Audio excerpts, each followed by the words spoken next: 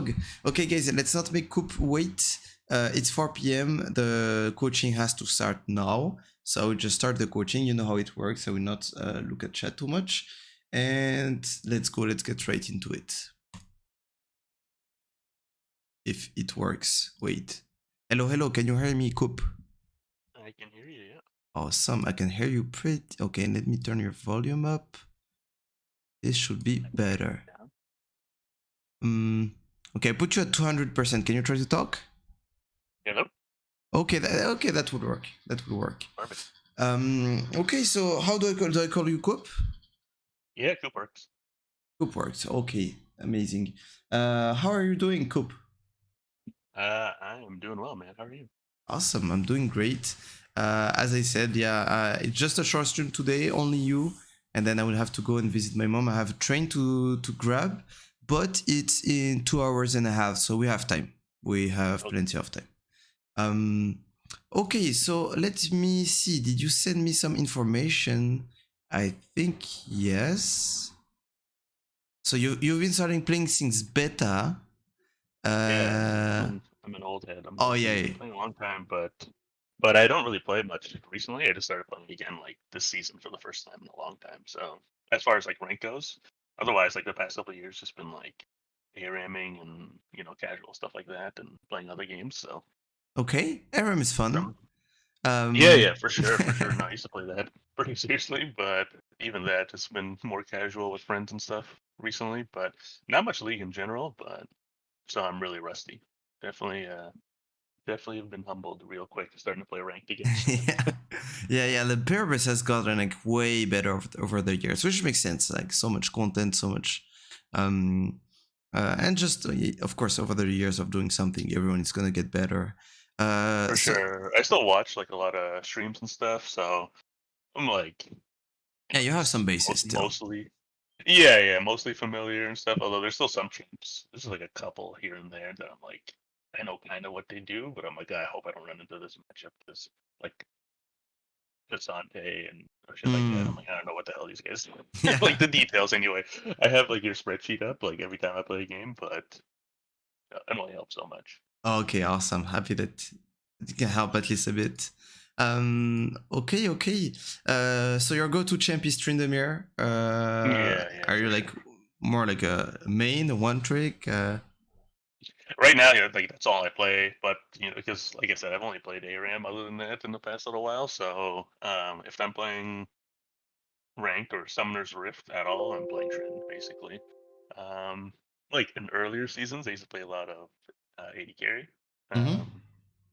But that's pretty much it. But since then, like that's been a long time. And in ARAM, I like prefer to play AD carries, but no, yeah, if I'm playing ranked, it's Tryndamere only pretty much. Okay, awesome. I like that. So tell me, so do you have like any particular objective with the coaching? Is there like anything you want to get better at, any rank you want to get to, or just get better overall at the game? Yeah, I'm trying to right now. Trying to what? Just to suck less in Okay. general. Yeah, no, nothing, nothing specific. Yeah, I don't know. No specific rank. Like, I think there's like some things I do that I like some certain things in like game sense and stuff that I maybe everyone says this, but I'm like better than my rank. But right now, it's like certain matchups and lane matchups and stuff like that, and like little things. And honestly, some like just basic mechanical things that I'm like mess up with consistently. And I think a lot of that is just I just need to start playing more again. Mm-hmm. But like I think it's just more like in game sense too. Like there's so like if I'm watching like streaming, like even if I'm watching you or whatever, I'm like I'm like thinking about everything. I'm like, all right, like, okay, dragon's coming up. You should rotate this, do this, or like, okay, like let's crash this wave. Oh, jungler was seen mid, like, okay, whatever. Or, he started bot side, like, it's like whatever, 2.5 minutes, whatever. He's coming top, and then when I'm playing, I'm just like YOLOing. I don't even think about any of that stuff and stuff. So I think it's just like translating some of that knowledge. Like I've been watching your coaching sessions, other ones, and like learned a lot, but it's Awesome. like again, it's just like translating that into the actual game when Yeah. I'm playing myself. So I don't know, maybe like tips and stuff around that. And I think again, it's just more like I just need a little bit more experience and stuff again, and like shake off the rust. But Okay. yeah, I don't know. I'm playing in like bronze right now, so anything will help. Yeah, for sure. I will give you like the right directions because it's good to play a lot, but playing without intention doesn't do much. So I tried like Of to give you course. that intention to like focus on a few things, and also like in League, like I get to a level where I can afford not to play too much with general rules and try like to be as fluid as possible with how the game goes.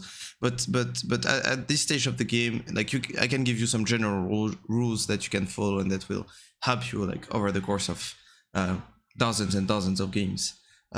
Perfect. No, I love that. Yeah, it's kind of maybe more general stuff and yeah, anything, like even stuff with like builds and of like obviously like wave management and stuff like that. Mhm. Like those are things that I could Okay, work on a lot. But awesome. So did you want to do VOD reviews or a live game?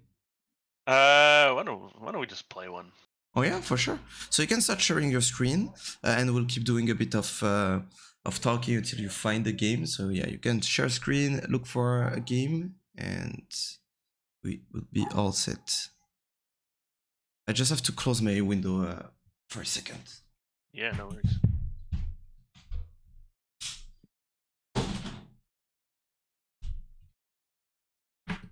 Okay, I'm back. Up, up. Okay, yeah, you can start looking for a game. It looks to yeah, it's looking nice. The screen share, awesome.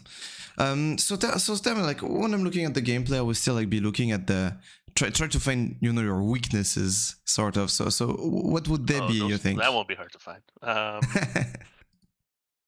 Yeah, I don't know.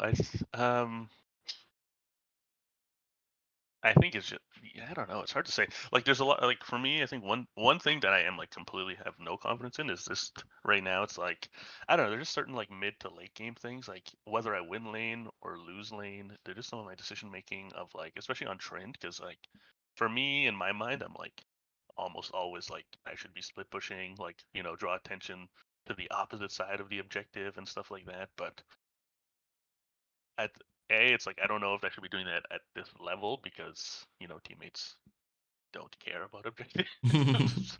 But also be like, yeah, just I guess some of that mid to late game decision making is something that I'm like really struggling with, just in terms of where I should be on the map, where I should be applying pressure, if I should group or not, or like should I be focusing on objectives, or like if I'm ahead or if I'm behind. Like obviously there's like a lot of like little things, Okay. like depending on the game state and stuff like that. But just in general, still it's yeah, I'm not entirely sure with some of that decision making, I guess. Okay, yeah, we'll look at that for sure. Wait, where are you right now on the globe? Oh, I'm in like near Toronto in Canada, so I'm in Ah, so it's like late, UST server. right? It's early. It's really early. Oh, Like 10 a.m. for me. okay. Because I'm like Yeah, 3:30 Q times. Like it's longer than high yeah, yellow US. Like what the fuck? yeah. It's really like it's really temperamental here. These few times lately, I found it's like I'll play one game. It'll be like 5 minutes, and then like I'll queue up again immediately after. Like so, what 30, 40 minutes later, and then it's like 30 seconds. Okay, that's So it's funny. been weird. I don't know if it's also just like because my like MMR fluctuates or rank fluctuates so much right now because it's like start of season and I haven't played in like Hmm. literally years. So I don't know if that's the case or if that's affecting it. I don't know. I'm speculating, but Okay, okay.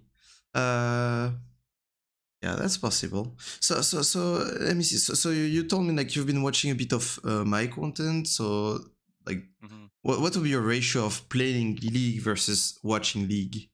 oh, it's like 99% watching, 1% play. Like I Okay. said, I have barely been playing at all like in years, Hmm. other than like ARAMs, right? Like this is like I literally haven't played ranked in like 4 years or something. Oh, okay, Like okay. since before like 2019, I think was the last time I played ranked before this season. Okay, yeah. So it's definitely like getting back into the game coaching. Uh, Yeah, pretty I like much. So those. like and in terms of like matchup bans, also I've just been like banning whatever. Uh, Um yeah, there's so many champions right now in the game that you can make whatever you dislike. Like it's not gonna make the yeah, difference. exactly. I don't really know. Like ban Ornn a lot just because I don't like him. Hmm. Uh Yeah, we can ban or whatever. Okay, so if you've seen any other maybe like sessions, you kind of know like what are the two exercises that I like to start with. So the first one will be what they call like doing the thinking. Okay. So as the champion select goes, or whenever like everyone would have picked their champion, I would like you like to just tell me whatever information you can think of regarding like the game, the champions, etc.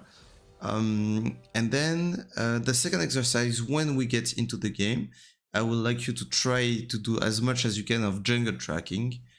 Just even the basis. If you can find where the enemy jungler is starting, that will be like enough already.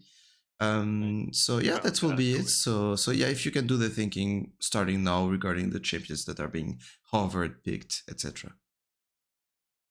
Yeah. Well, I hate this Quinn matchup if that's what's gonna end up playing. I haven't played against an 80 carry top in a while, but I mean, our team is pretty balanced. We have like decent CC with Lux and Nautilus and support and stuff, and good mix of AP 80 damage. They're all really squishy so far. Double 80 carry and then Brand support, I'm guessing, or Brand mid actually maybe. Um, not much CC on their end. Like I don't think tenacity affects when like blind, right? Obviously Brand stun, but it's like not super consistent. Um, yeah. Regarding the builds, what builds have you been going recently Um, in terms like of as far as items? runes, this is pretty much it. Items like shit, they're like a pretty squishy team overall.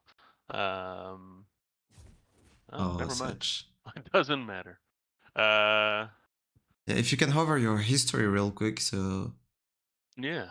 you can have a general Like idea. pretty much the same. Honestly, this build is like Mm. pretty much like I almost always start Kraken into Phantom Dancer, Navori, Serilda's like. Hmm. Would you have went Kraken this game? The game that's just No, dodge? this might be the one of the first ones I don't because they don't have Yeah. anyone building like they're like that was the squishiest team I've ever seen. Like seen in my games recently. So yeah, I don't know. What would you start in that case?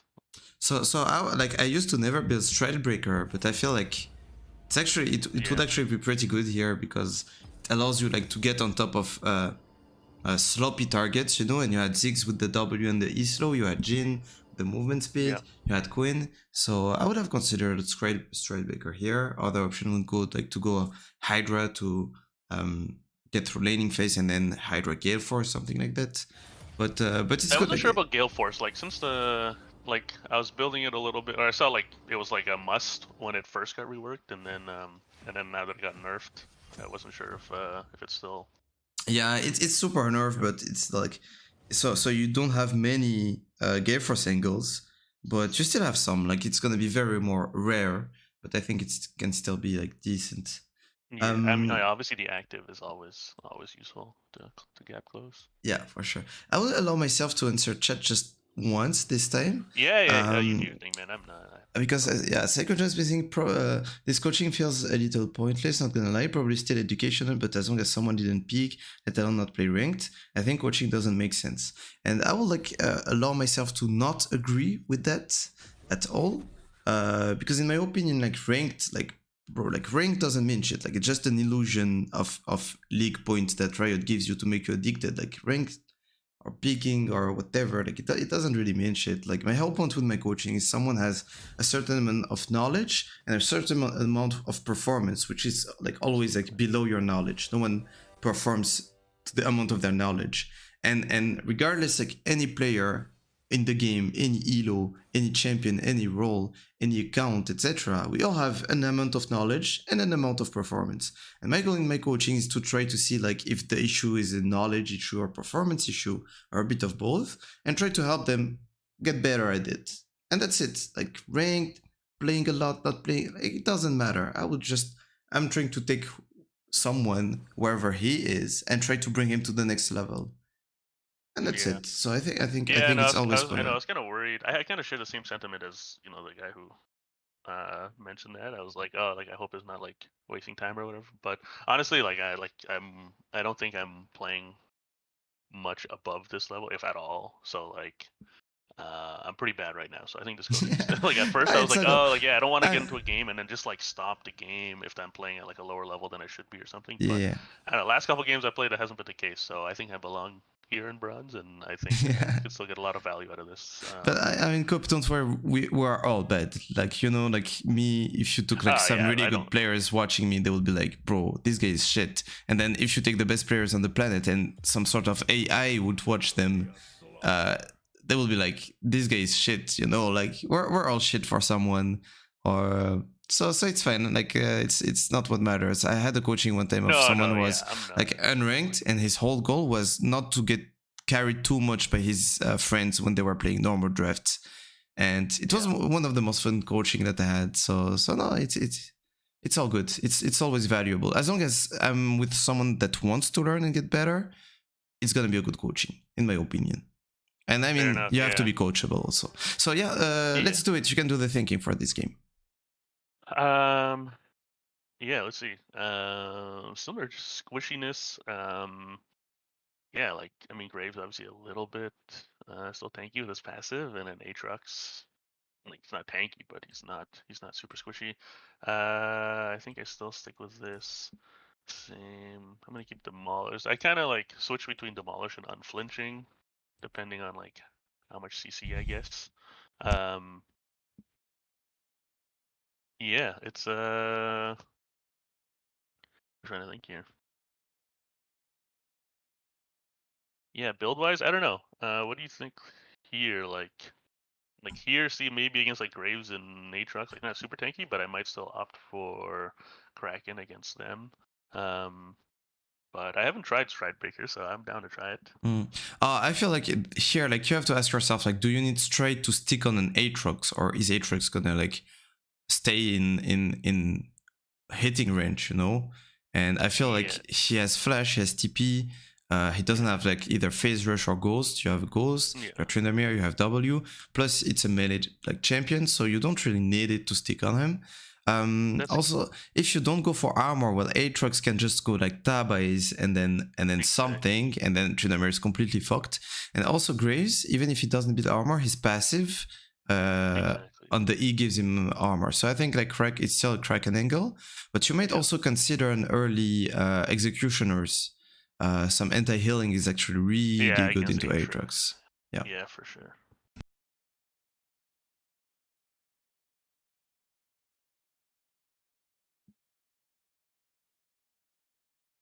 So yeah, I haven't played against Aatrox in a while, but we'll see. Okay, what can you tell me about the jungler specifically, like Graves, Rengar? What does it evoke to Yeah. you? Honestly, I don't really know. Like I know like Graves scales really well, but early I don't know who wins that matchup. Like, and I don't know.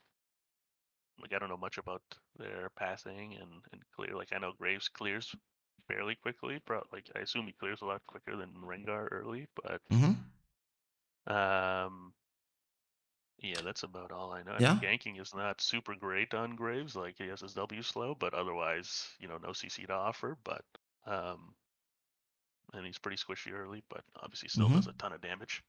And Rengar, similar, um, like in terms of early ganking prowess. Like I think he's a little better than Graves, but I mean until 6, he's not super helpful either. mm-hmm. Yeah. Yeah. So yeah, it's like with information you actually do know. For example, Rengar, what he wants is like get level 6 basically, and then look to one shot Yeah, champions, and then you can ask yourself, does he have champions to one shot this game? And then you see Fizz, Samira, Milieu, I and was then gonna you're say like, everyone except for oh, Aatrox. yeah, Yeah, yeah. yeah. So okay, and then you see Graves. So Graves is not the best ganker, yes, but then he has Dark Harvest, so probably Mm-hmm. wants to like get a few stacks. So maybe he will be try to be present if you trade a lot of HP. You know, that kind of things could be Yeah. Could be useful later in the game. I would just suggest sure. something that can like just help you with like no effort. Will be like putting your HUD to the smallest size possible. I don't think you need it that big. If you go in Yeah, your true. options, and I think it's interface, and yeah, 80. I feel like I think you can actually put it to 0, and I don't think it's gonna bother you. Yeah. Does it feel too small? No. Okay, well Like, you I don't ever look at it, so I mean, well no. you Like, just it's not. well you just gain 15% of screen Yeah. space. Yeah, no kidding, eh? Yeah.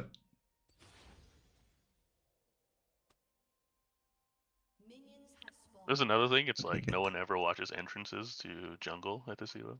Mm-hmm. Not that. Also, not that it matters because no one ever invades at this Yeah. elo either. Like even me, I'm like. To take a good reflex, do not help him. No. Yeah, I'm just gonna tell you. Yeah, don't help him. Just I know. Even though he's pinging me. Even though he's pinging you, you can mute him if you want. But it's gonna be a good thing. Like if you're gonna get back into the game, it's good to have this reflex. I will explain it after the game. Fair enough. Yeah, I hate having to help jungle. I hate being late to lane. So. Mm-hmm. Well, here you're not. Oh shit. Yeah.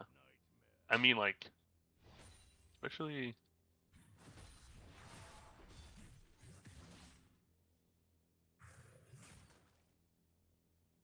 You know where Graves started.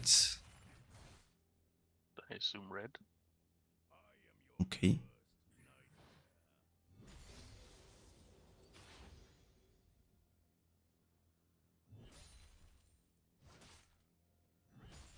So do you have any plan now? I just want to get this in.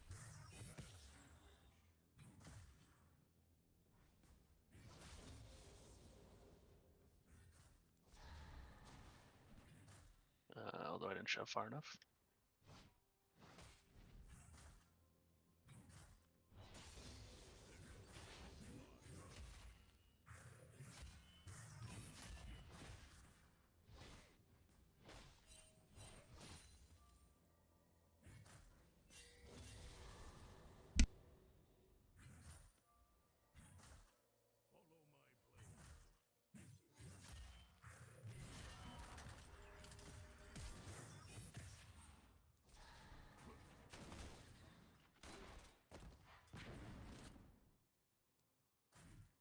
This is not good.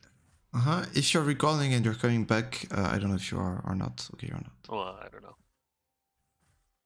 Press Q at least. Yeah. Yeah.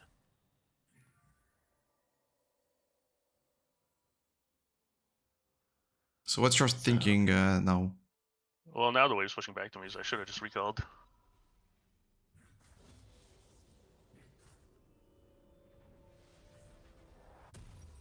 Yeah, I'd buy boots. Mm-hmm. I guess maybe refillable. Okay. Can you try to reset the stream because it went like very low quality for some reason? Oh.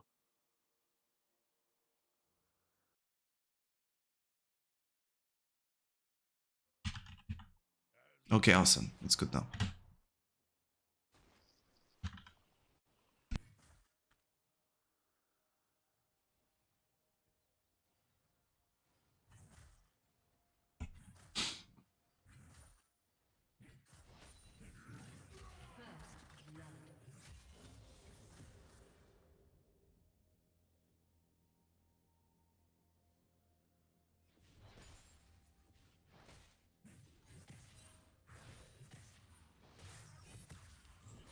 Okay, so do you have any plan now? Try to see us under tower for now. He's not taking it back for whatever reason. Mm-hmm. Are you gonna fight him right now? Honestly, no. I'm like, Okay. So if this. yeah, so if you're not fighting him, you should press Q on CD. You're not gonna need the Fury. Okay. Yeah. Yeah. It's just gonna like mess up some CS and not give you HP.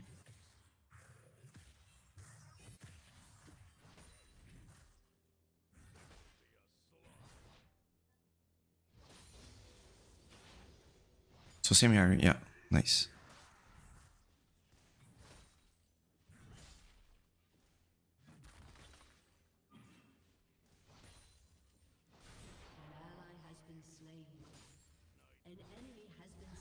So what are you gonna do with this next wave? I mean, probably chill. I assume he's TPing back to lane.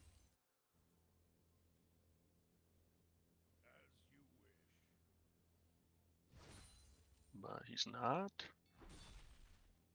I just lost the cannon I don't then. know. It's always like takes so long to push from the cannon wave. Mm-hmm. But I guess I can slow push and crash a big one here. I'm 6 Okay. now, and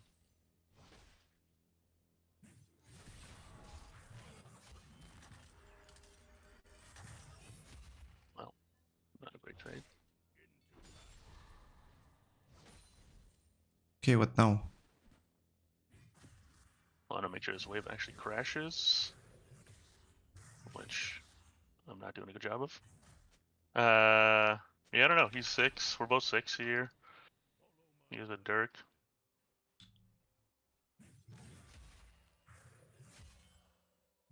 What's the state I of the mean, at this wave? point, I was gonna say at this point it's pushing back to me Mm-hmm. after that trade, so just let it come to me. Mm-hmm. I have no idea where Graves is, but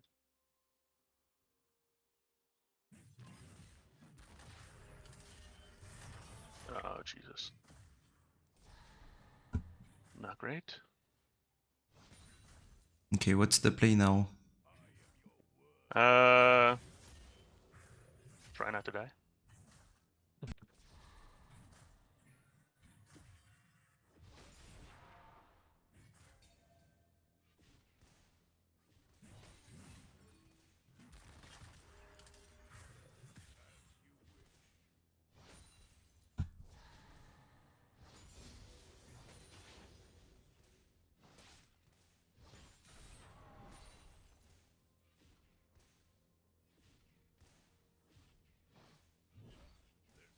Okay, so what's the state of the wave now? I mean, it's gonna push his way soon. Do we like that?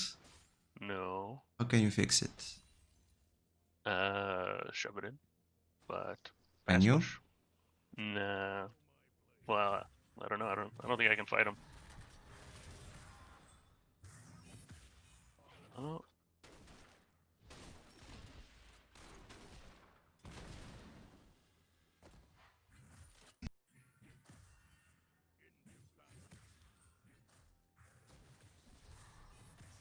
I was gonna say he had it frozen there. I didn't want to back, but he just shoved it, so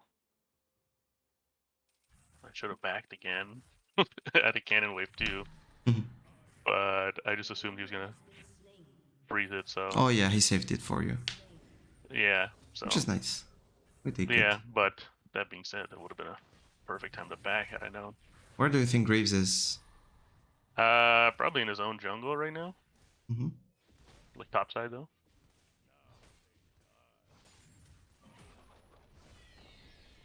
Or I lied, he's Rift. That's a good call. I'm like, he's asking for a reason here. Hmm. Oh yeah, that's where I thought he was. Yeah. That makes sense.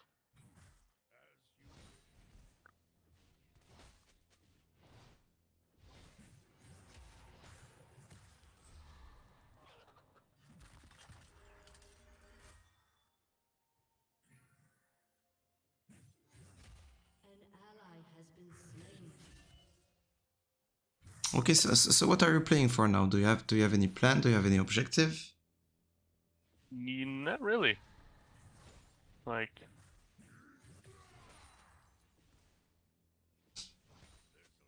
I can give you one. yeah, We have a lot of gold rates, yeah. so So does he though.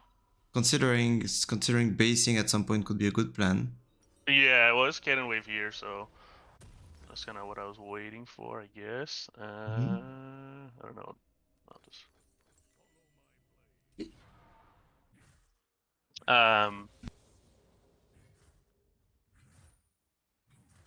Yeah, so I guess I assume he shoved this in, and I don't know. He's gonna take a plate. He's staying. So I guess here I could look to fight him if they sticks around for this plate.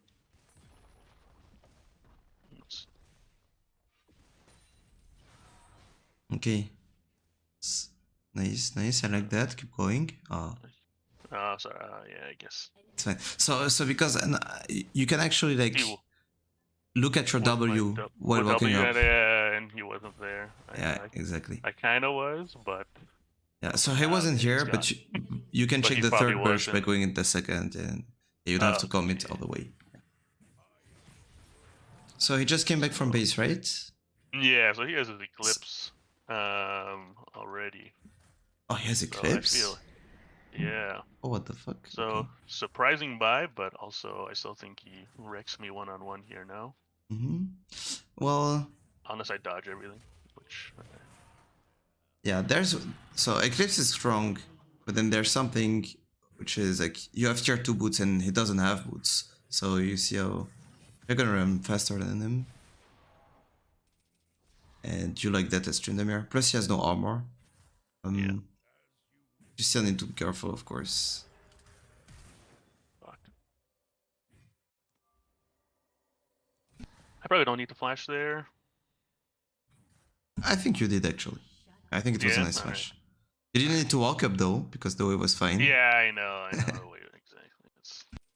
It's like little things like that that I'm just like, I think I could fight him. Because, like, that's the other thing is like playing at this elo. Like, even though I'm in this elo for a reason, I still have like no respect for my opponents, and I'm always like, they're gonna fuck this up. So like, I should just fight them. Like, even where it's like, I know like it's a stupid decision, and it's like it is unfavorable. So what's your plan now?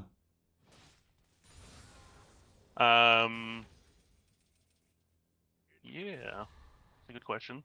I mean, there's no objectives to play for. Just play this lane, see if I can get a decent trade.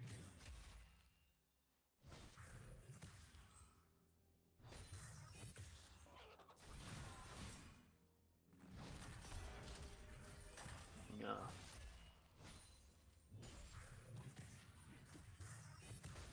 Okay.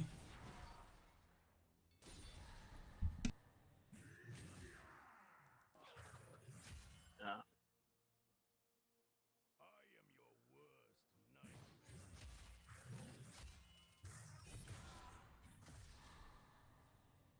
Look at your minimap.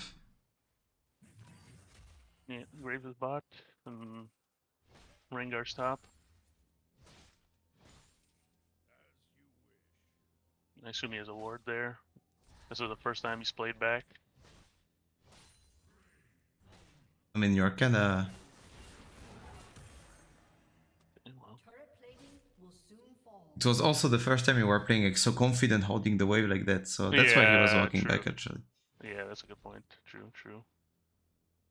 Okay, well he doesn't have ult now. Yeah, so no ult. What's your plan now? I was just gonna freeze this, but I thought he backed. Oh.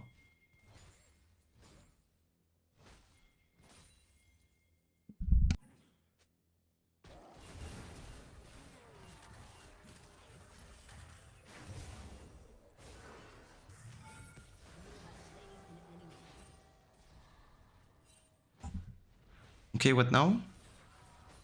Shove the wave in, take it back. You can go for blade. I guess it's Oh, no wait. there's no more. Whoops. Yeah, 14 minutes. I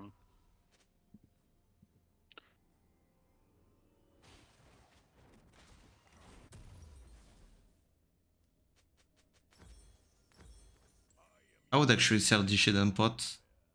Oh, and then just finish the item.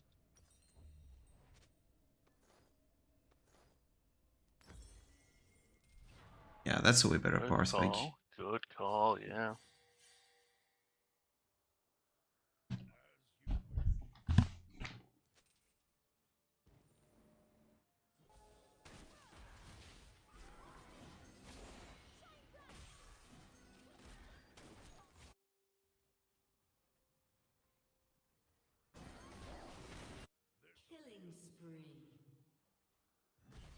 So what's your play now, top?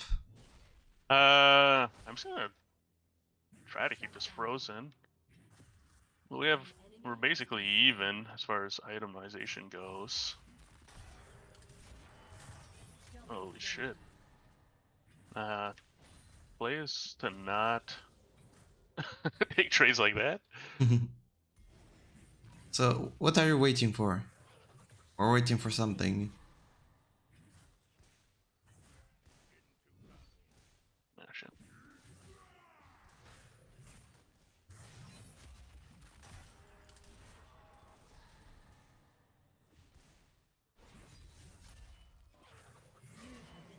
Yeah. Yeah, the answer was ult. When I was asking Yeah. what were Gotcha. Well, yeah. Yeah, I was like, obviously I had to try to not take any sort of fights before ult, but that first trade was just really bad. I just walked right into like this entire combo and did nothing.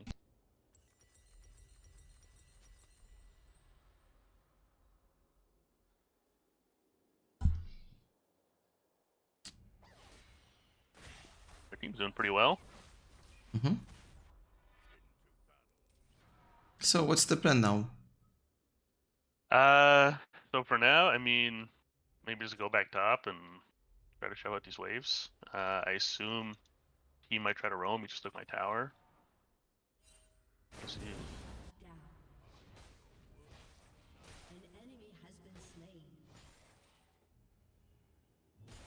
So, what's the objective on the map right now? Rift. How can you help your team get it? Get some wards down for now.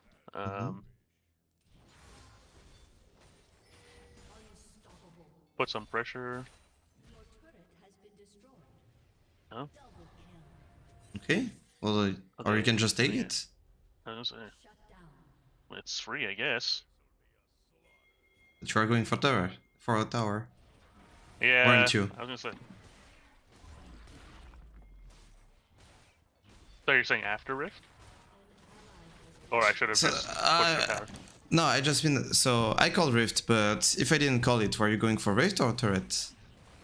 There I would, like, after the TP, I probably would have went Rift. Okay. But yeah, otherwise I was just gonna keep putting pressure on tower if he was there, and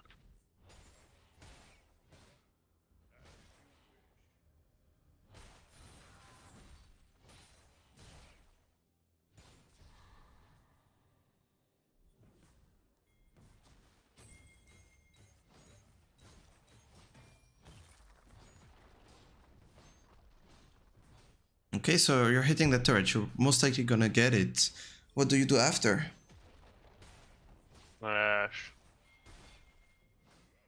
shove this wave. And then?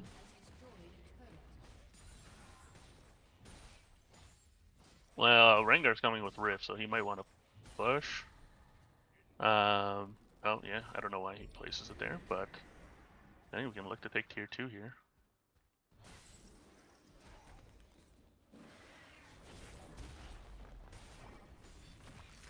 Alright. I think we just back.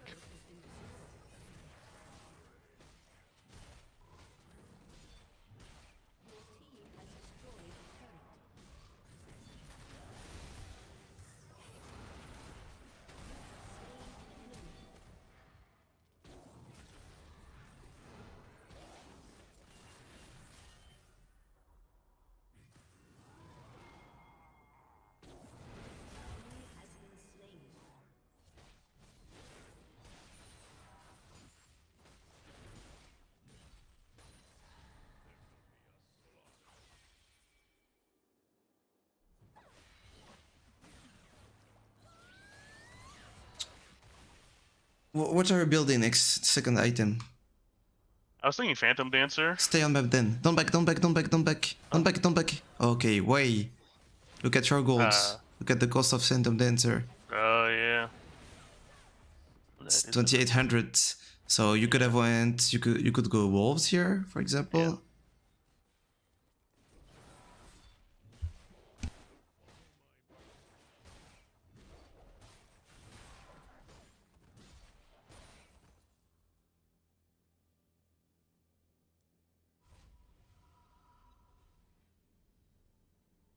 He's going Randuin's, looks like.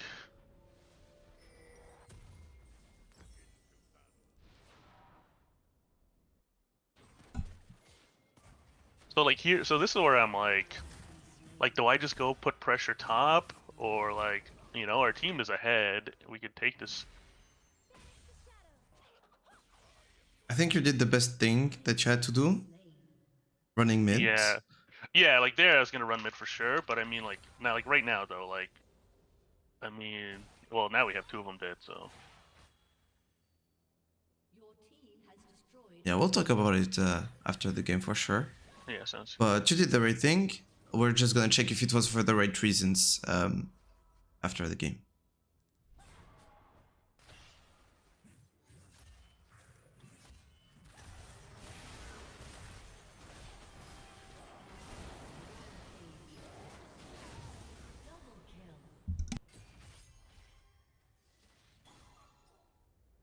Okay, well, never mind.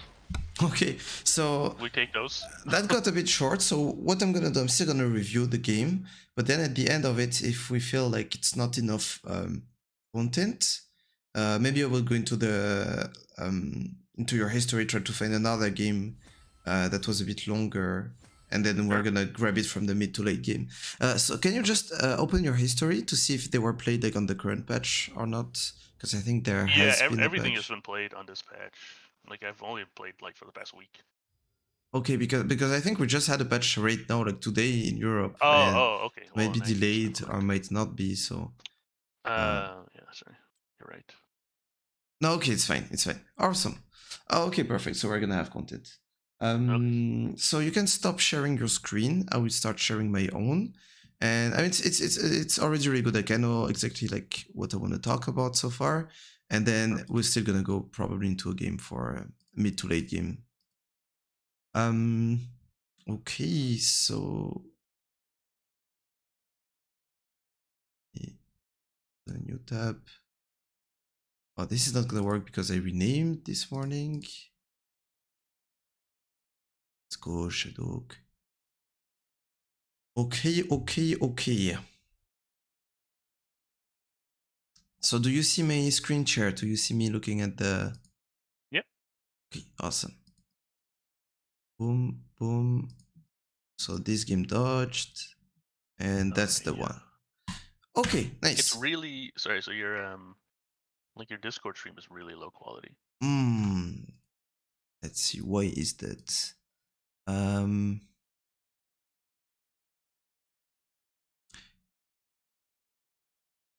They're saying quality nitro. What the fuck is nitro then? It's not working.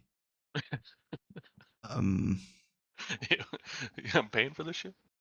Yeah, exactly. So I don't know. Maybe It's fine. It's not a big deal. Whatever. I can. I'll deal with it. I Yeah. have your Twitch stream open too at the same time, so Okay. it's a little delayed, but whatever. Okay. So let's take first thing first. Let me drink some water. Yeah, for sure. I'm gonna take it chronologically, but basically I have a really good idea of what's the one tip that could help you the most, and it's a general idea that I sometimes apply when I feel like, okay, I'm not playing my best League of Legends. I'm kind of struggling to find what I should be doing, where I should be, etc. And it's called sequencing. So what sequencing is, it's during the game, you have sequences of plays that appear and happen, etc. But there's no clear thing in the game that tells you, okay, that's sequence 1, that's sequence 2, that's sequence 3, etc. So the point of sequencing is like you create those sequences. The way to do it, I'm going to show you. It's actually going to be very simple. It will be, so you can ask yourself, what's the first sequence in a game of League of Legends? And for me, it will be from minute 0 to when the waves meet each other. So for me, the first sequence is minute 0 to 130. Do we invade? Do we want to get vision deep? Do I want to cover a bush, etc.? That's what you said, like people were not covering, etc. It's because they are already like missing their first sequence. So then what will be the second sequence for you? Like after covering bushes, I guess going to lane. Yeah, so the sequence is from minute 0 to 1:30. So at 1:30 starts the second sequence, and when does it end? Where would you put an end of that second sequence? I guess when the minions meet. That's the beginning of it. So it's Oh, what? oh, 1:30 is when. Oh yeah. Oh, actually, it's 1:45 then. Yeah. I don't know. The next sequence be like, for me, the way I play is like, maybe I guess those first two waves, because that's generally like, at least I get an idea of like how they plan to play, like how aggressively they are a little bit, and then like you get an idea of where the jungler started, and like, if, because that's after those first couple waves is typically when like jungler could Mm-hmm. typically would make his first gank or something. So I guess that would be like next sequence. Okay. Well, first two wave could be a decent answer for you personally, as laner. But in the game, there's actually one, which is like there's an objective that is gonna spawn very soon. It's gonna be first scuttle. So for me, like the first sequence will be from the start to when waves meet. Second sequence will be from like starting to play the waves until scuttle appears, which is around like wave 3 and wave 4, basically. And then the next sequence after that will be maybe either looking for level 6 power spike and a dive or something, or first back, finding our first back, first base to buy items, etc. And then a lot would have happened probably, and regarding the matchup, the game, you can create your own sequences. I would show throughout the game how to do it, but I will also kind of show you how it would have helped during that game if you did it. And it's gonna help simplify everything. And I think because you've been watching a lot of League, you have enough knowledge to actually like know what will be the right play. I really liked some things that I saw regarding like the wave management, the freezing, understanding when slow pushing, when splashing, pushing to you, to them, etc. So yeah, we'll keep that on the site, and then we're gonna get back into it. So now I'm gonna take the game chronologically, like kind of like point by point, and try to give you like as many like tools, tips that I can give you, and then you will kind of decide like from the big toolbox what kind of tools you want to use yourself. But I feel like I kind of want to force you to use the sequencing because I'm sure it's gonna help you from minute 1 to minute like 40 in the game. Okay, so first thing first, just one thing regarding the runes. I think as Tryndamere you need at least one tenacity rune. One or the other, usually. Yeah. Yeah, I know. I know. I used to play with both. Like when I first started playing back, I was playing with both, and then I'm like, I got greedy, and I'm like, you know what? I don't need tenacity. Let's go alacrity instead of, and then I'll keep unflinching or whatever. Yeah. And then I was like, you know what? Demolish just feels so good when I'm ahead. I just assume I'm gonna be ahead. Like, let me just forget. Yeah. So I feel like in in your games you can afford to go demolish every game. I would go demolish every single game if I was playing like in this elo. But I would still go for one rune of tenacity because it feels so good on Tryndamere. It allows you to do like so many more things. And I would probably drop alacrity for it, and rather, so I could go demolish second wind, the one demolish. Or if I want alacrity, you can go demolish and flinching, and then alacrity. It kind of depends. That's what I was gonna start experimenting with, is taking second wind out and seeing how I feel with that, because and then swapping that so that way I keep them all like demolishing and unflinching. But honestly, like the alacrity rune is not super necessary. I definitely think that. Okay, yeah. So yeah, just drop one of them and get the tenacity rune. Gotcha. Okay, so now regarding the thinking, so I think you know more than what you think you know, or you probably know, but maybe you don't realize how important it is. I think, yeah, maybe that's the case. Because you have the knowledge, you've been watching, observing, like kind of like, if I'm telling you Kog'Maw, what can you tell me about Kog'Maw? If I just say Kog'Maw, what does it evoke to you? Fucking hyperscale, like it's like annoying lane to play in when I used to play AD carry. But you know, Lulu or Kog'Maw on his own has like 0 mobility, and then but Lulu, which is hyperscaling. Okay, so Kog'Maw is like late game, like Kog'Maw is like just like Kogyumi or Jinx Lulu or Jinx. Like, it's one of the best scaling in the games. It's like super terrifying later in the game, and you know it. So it's actually valuable data, because now you kind of look at the opponent, Samira Milio. What does Samira want to do as a champion? She kind of wants to, like, she wants to get early kills. She wants to get fed. Like, she doesn't scale as good as Kog'Maw. 4 items Samira Milio is not as scary as 4 items Koglulu. So Samira kind of want to get a lead, and that's why. And also Samira, she likes to have hard CC like Nautilus, like Alistar. But here she has a Milio, so this is not too scary, and this is gonna get scary. So by default, we gotta know that if we play for the bot lane, if the bot lane gets ahead, this game is gonna get very easy, and we have nothing crazy to do on our top side of the map. Like, they can just win the game by default if our bot lane, if the whole, like, everyone is even, like, they can roll on the game. But now let's see the rest of the team. It's Fizz Ignite versus Lux. So Fizz Lux, what does it evoke to you, this matchup? Does it look favorable to Fizz, favorable to Lux?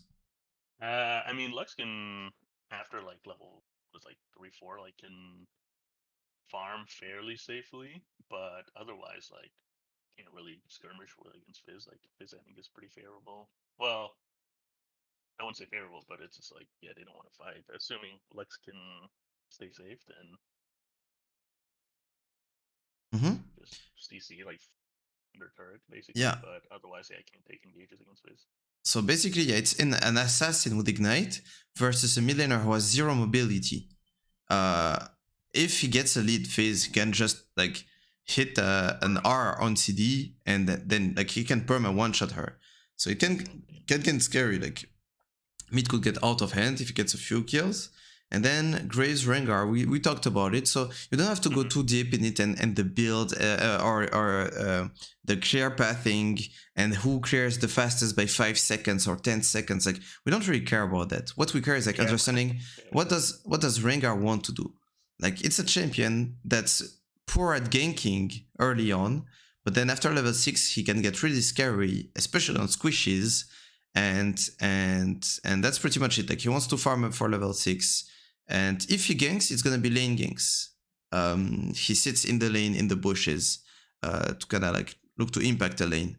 And Graves, it's not the scariest also in terms of junglers.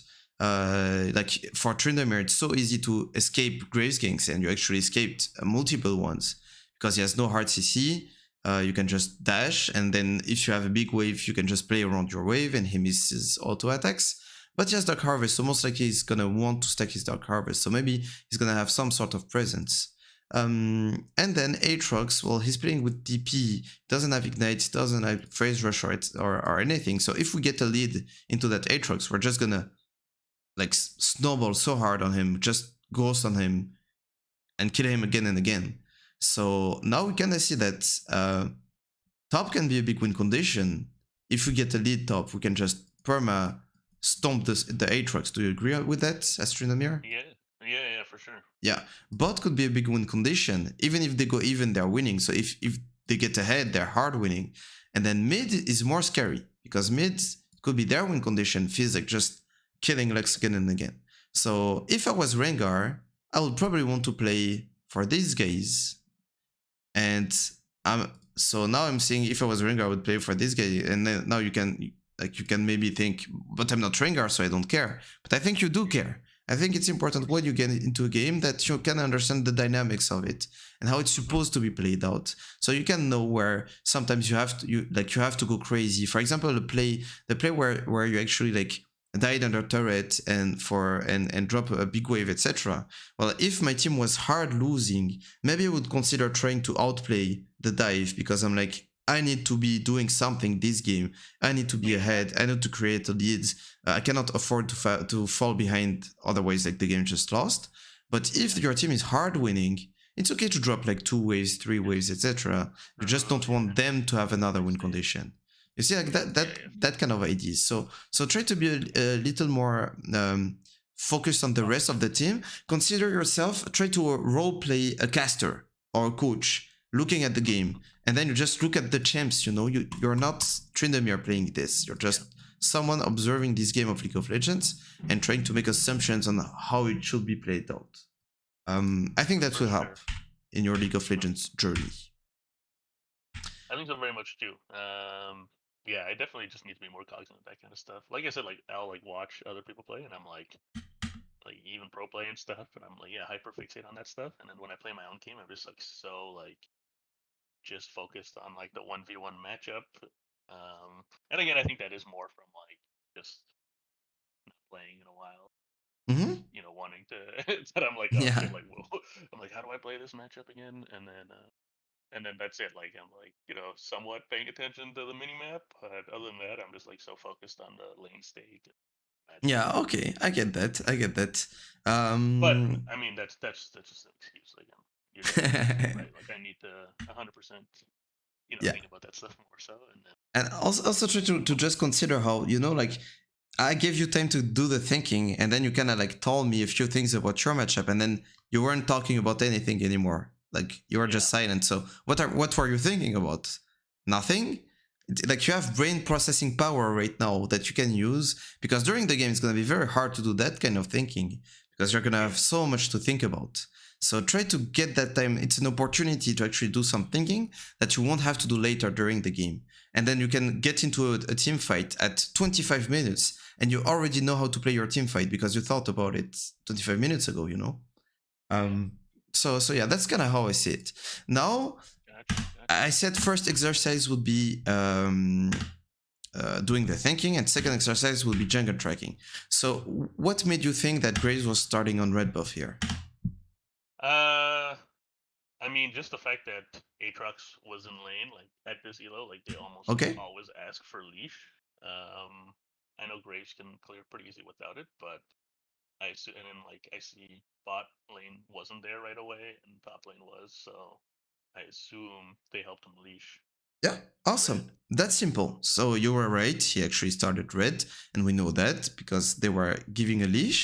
And now look at that. At 145, your team already has an advantage. Because can Aatrox know where Rengar started? No, he has no idea. Yeah, that's why you don't leash, basically. Yeah. And if he pings, if he's sad, if he's mad, you just mute the guy. He doesn't need you. He has a jungle pet. He has a Pokemon with him, having him so much. I was gonna say last time I played, like you had to leash level 1. Oh yeah, probably yeah. So, like it wasn't like junglers couldn't clear, like they would be like 5-10% health, even even good junglers like that. Just that jungle worked 5 seasons ago, I think. Yeah. So I always so hyper focused on like leashing and stuff. But you're right. I know it's just like like I hate being late to lane myself because like I told you how to I obviously I want to be there, build Fury, see how they're playing the matchup and stuff like that, and then B, your point of just the ambiguity of where the jumper starts. So obviously it makes way more sense to not leash. Okay, awesome. And now, so what does it mean for us? So Rengar is starting top. So what does it mean for us? It means something. Well, it means he's probably not gonna gank anytime soon. He's gonna play for bot scuttle, right? Yeah. And so Graves is starting bot. So what does that mean? Playing for top scuttle. Okay. So how do we translate that information for us as a top laner? How should we play it then? Just like up until scuttle or like around scuttle? Like what do you mean? Or in general, I guess try to just. I mean, he's gonna be topside in a couple minutes, so. So where should you be in a couple of minutes? What should be the wave state in a couple of minutes? Ideally pushing back to me and playing safe. That's it. So either freezing, either you let him push from minute 1 if you cannot contest the push. But if you can contest the push, you can of course look for an advantage, crash the wave, and then let the wave bounce back to you. And that's it. That's why we do jungle tracking.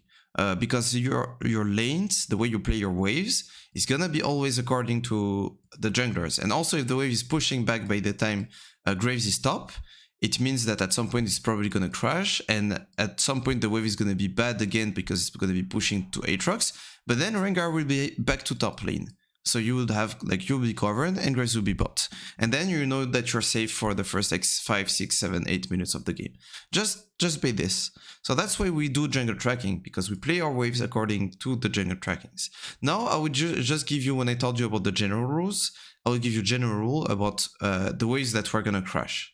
So you can either do a wave 2 crash, so you're going to crash the first 2 waves, this and the next one, or you can get a wave 3 crash.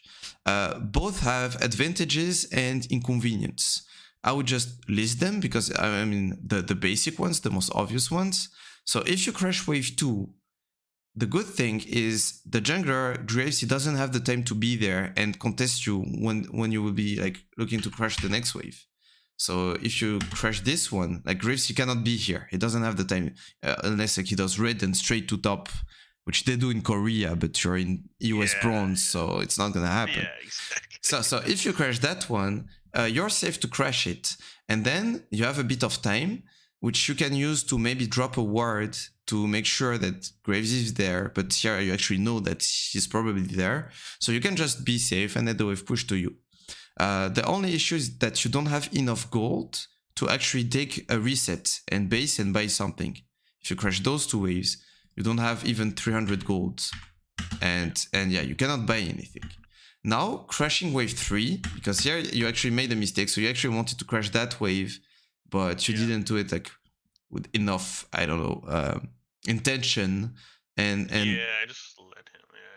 Yeah. Like, so now we kind of want to crash wave 3, so it's getting blurry, but it was your stream, but it's fine. We still understand the situation here.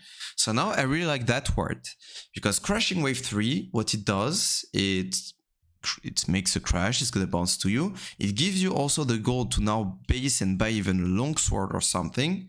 But the issue is Graves can skip a camp or 2 and then come straight and prevent you from crashing that wave 3. So that's why this ward is really good. If you knew that Graves was starting top, for example, this ward would be useless, but here you don't. So we consider that Graves is top side. So now it's looking kind of scary because you have the wave in a bad spot and you kind of need to fix it. And something that you haven't considered too much, I feel like, during the game is you have actually 2 waves of fixing a wave. The first one will be crushing it. But what's the second one? Letting him use his AoE spells on the wave. Yeah, that's it. So here, what do you think it would be the easier here? Probably just baiting him into like crashing or like fixing the wave for me. Awesome. I think that's what I would be doing. So I would be actually walking up to him, not even autoing him, because if you auto him, his minions are gonna focus you. True. Exactly. And then, oh, that's really good. Q1, Q2, Q3. And that's actually good for you.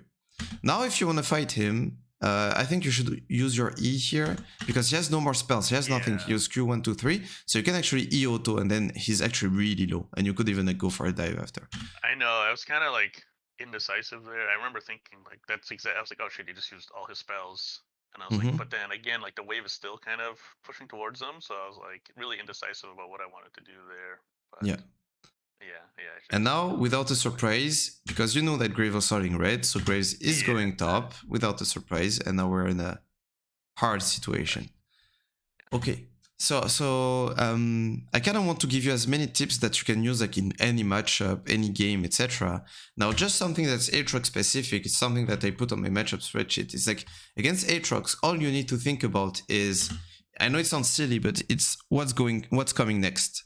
So here, what's coming next? It's a Q1 with a potential dash. So you know that if you want to dodge his next spell, you want to do a 90-degree movement. Next thing coming is a line, so you want to dodge like this. And then what's going to come after Q1? Well, it sounds silly again, but it's Q2. And now Q2, you know that if you want to dodge it, it's actually by getting close to him. If you want to dodge the sweet spot, you need to run to Aatrox actually. Because this way, if he doesn't dash, you just don't take the sweet spot and you can actually get an auto. But if he dashes back, well then you don't get hit by Q3, because that's what's coming next. Now what's coming next? Q3. So now you want to be far from him. And it sounds silly, but it's like 90 degrees, then walk to him, and then walk away from him. And that's how you dodge into Aatrox, by just like perma thinking what's coming next. I feel like that could have helped in the matchup, because I used to get fucked by Aatrox so much, and then I realized, bro, I just need to put myself in his shoes and understand like what is his next ability, you know, coming. Yeah, true. I always forget about the sweet spots too with him. Like especially like Q2. Like I always kind of forget that closer to him doesn't Okay. hit the sweet spot. Yeah, well, that's the most important part of the matchup. So if you get that figured out, it's gonna be so easy. So here, what matters to us? Deciding if we're gonna base or not. What's the data that we're gonna take that will Just tell the us? state of the wave, I guess. Yeah. So now you look at it. It was actually like pushing back to you. We don't have the best quality, but if you will look at that, so at that spot, I mean, you know it because you've been freezing. How many extra CS does Aatrox need? How many extra blue CS does he need to get a freeze here? I don't know. Oh, you do know it. You pretend that you don't know, but you do know it. But you don't know that you know it. But later you hold a freeze actually, and sorry, how many extra CS for? Yes. Doesn't he need So, three cast? Yeah. Caster maybe? Where he was, like here. Why do you know that you can hold a freeze? Well, I know, yeah, with 5 for sure. I know I can hold it. So I will give you like the general math of it. So you want extra red minions because your wave is gonna hit first, and the next wave is gonna hit first also. So it's gonna be like pushing force towards him. So you want to have a contesting pushing force that's a bit stronger in order to match that.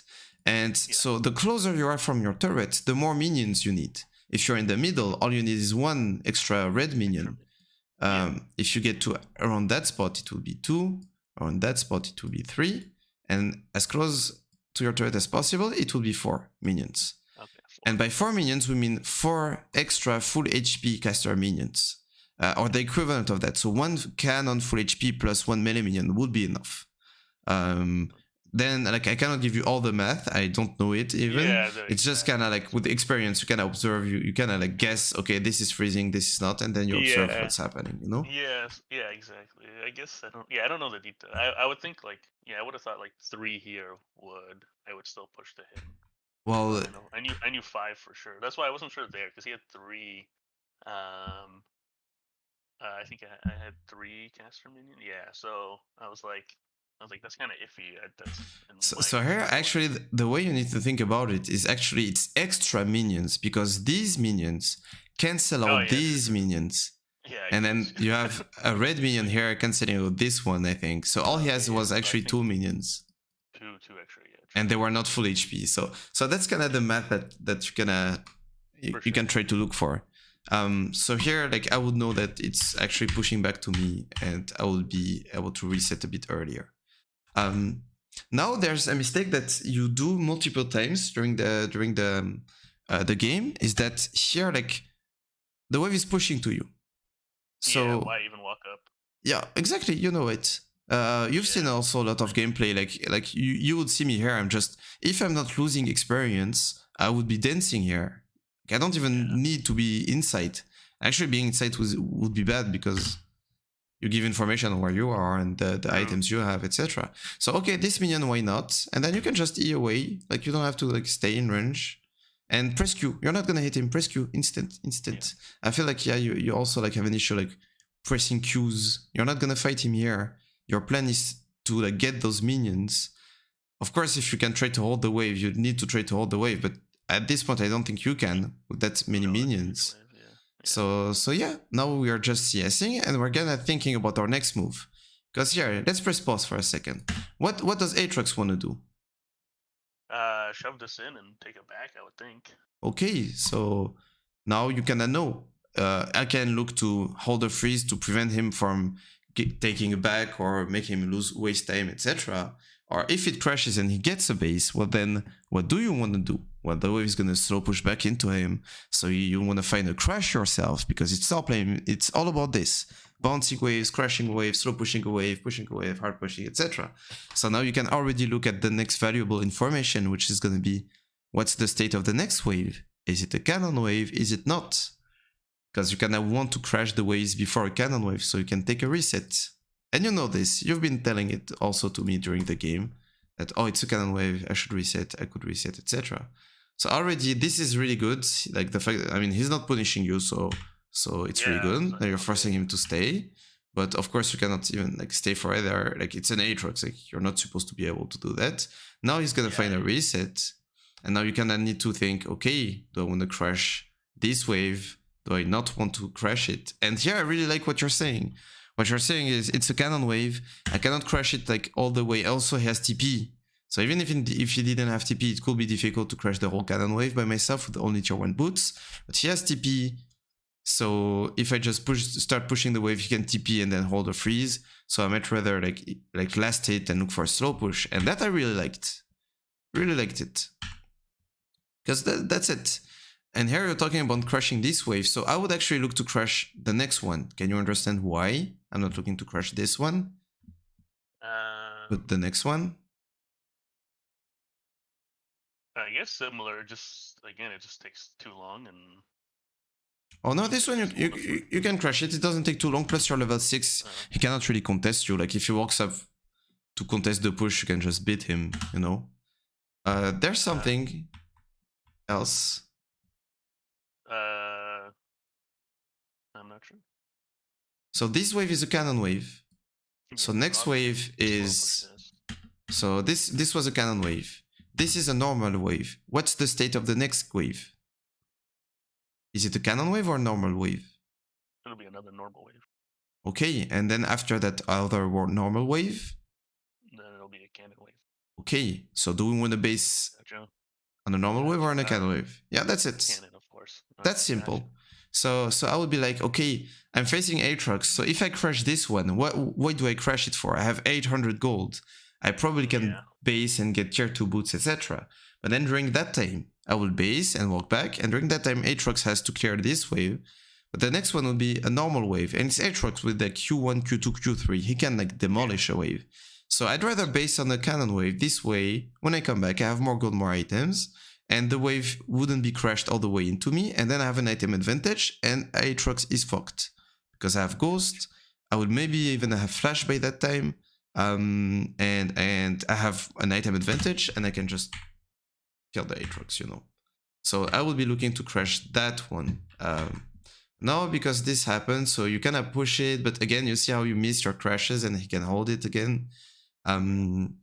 Which is something else. The issue is if you want to crash, all of your abilities and resources should be used towards crashing. And here you want to crash, but then you want to trade. And then you don't have E to crash the wave, or you're not pushing it right now, so you're wasting a lot of time. Now, because of this, now you're not on a timer. Yeah. Which is still fine, because the wave is pushing to you, it's kind of safe. But now we have an issue, because we still need to find a base. You have 900 gold. It's top lane. It's really important to find like the power spike, the power spikes, etc. So here I would be doing something actually, is I would be like kind of standing in that bush, and I would be channeling my base. Reason is, if you base now and Aatrox decides to crash it, you're gonna lose golden experience. But if he's actually slow pushing it, which he's seeming to be doing, next wave is gonna be a cannon wave again, and then I can take a reset for free. Because now look at what happens during that whole time. So now it's pushing back to you because it doesn't have the extra CS we talked about. And now look at what you're doing. 630, doing nothing, doing nothing, doing nothing. The wave is still fine. So you're actually not even doing nothing. You're actually losing gold, HP, etc. And yeah, 30 seconds have passed and you just stand there, you know, with a lot of gold.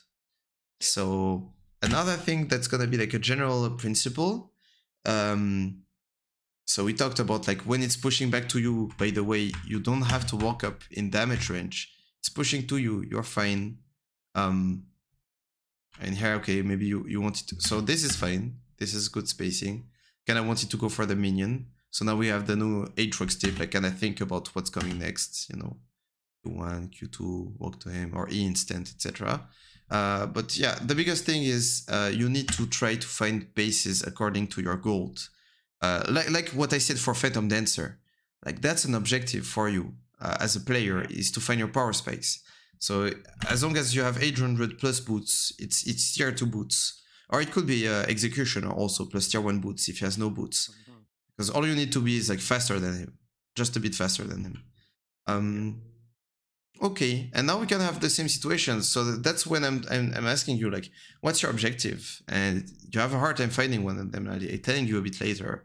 Well, maybe try to spend that 1,300 gold that you have, you know. Yeah. So we want to look for a reset, and to look for a reset, we need to kind of look for the waves and what's the state of them, you know. Here we actually have a situation where it's good. So regarding the jungle tracking, also a very simple thing that you can do in bronze or even silver, gold, platinum, then it starts to be a bit different in diamond, is you can track the enemy jungler by tracking your own jungler. When Rengar is gonna be bot, where is Graves gonna be? Sorry.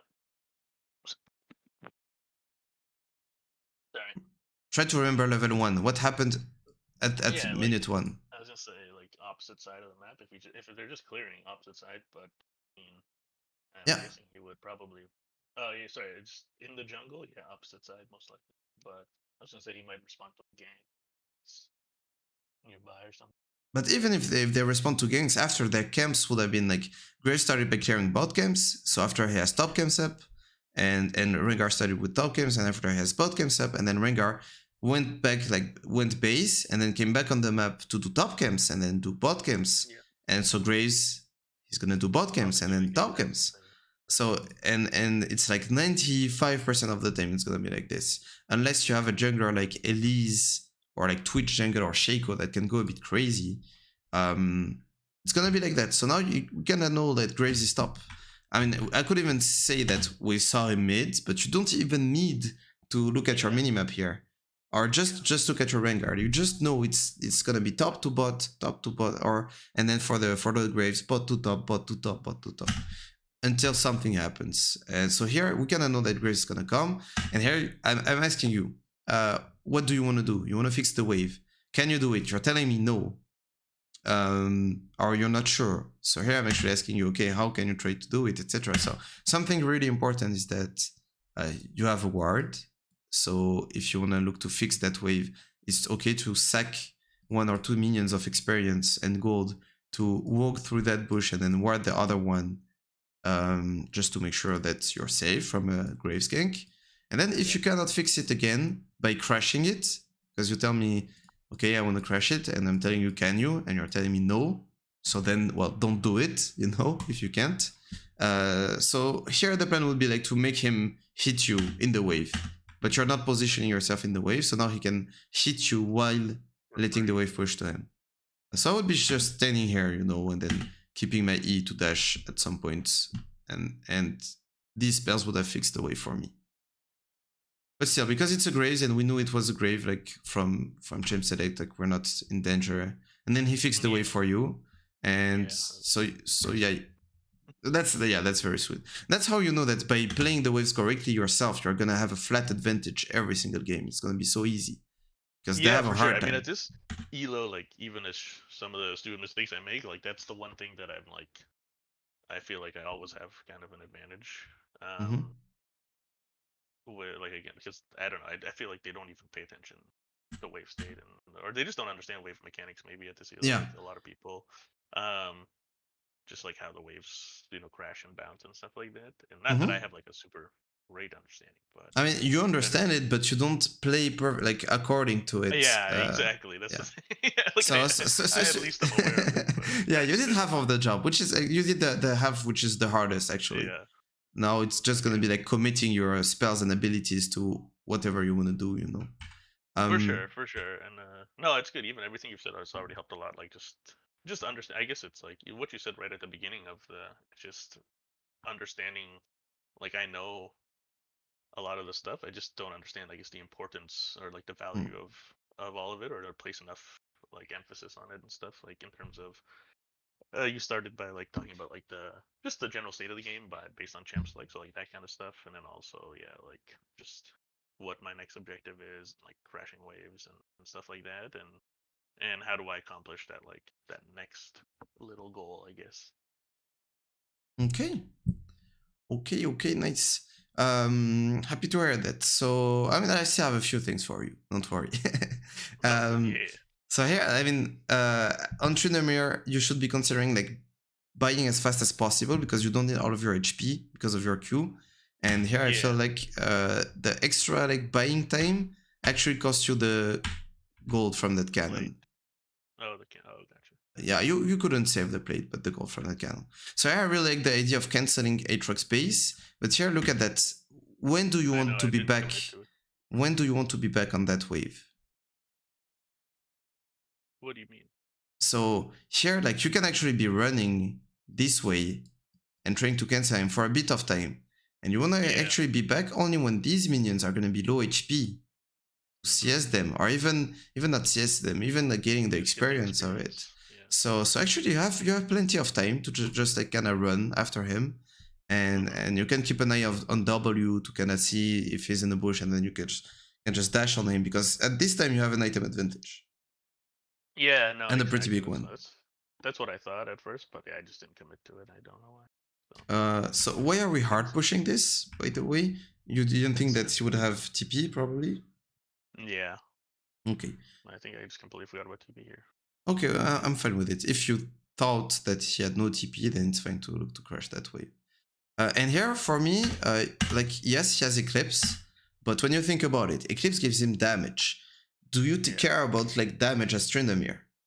Well, not really, because you have an ult that makes you not take damage for 5 seconds. For 5 seconds, yeah. What you care about is their tankiness.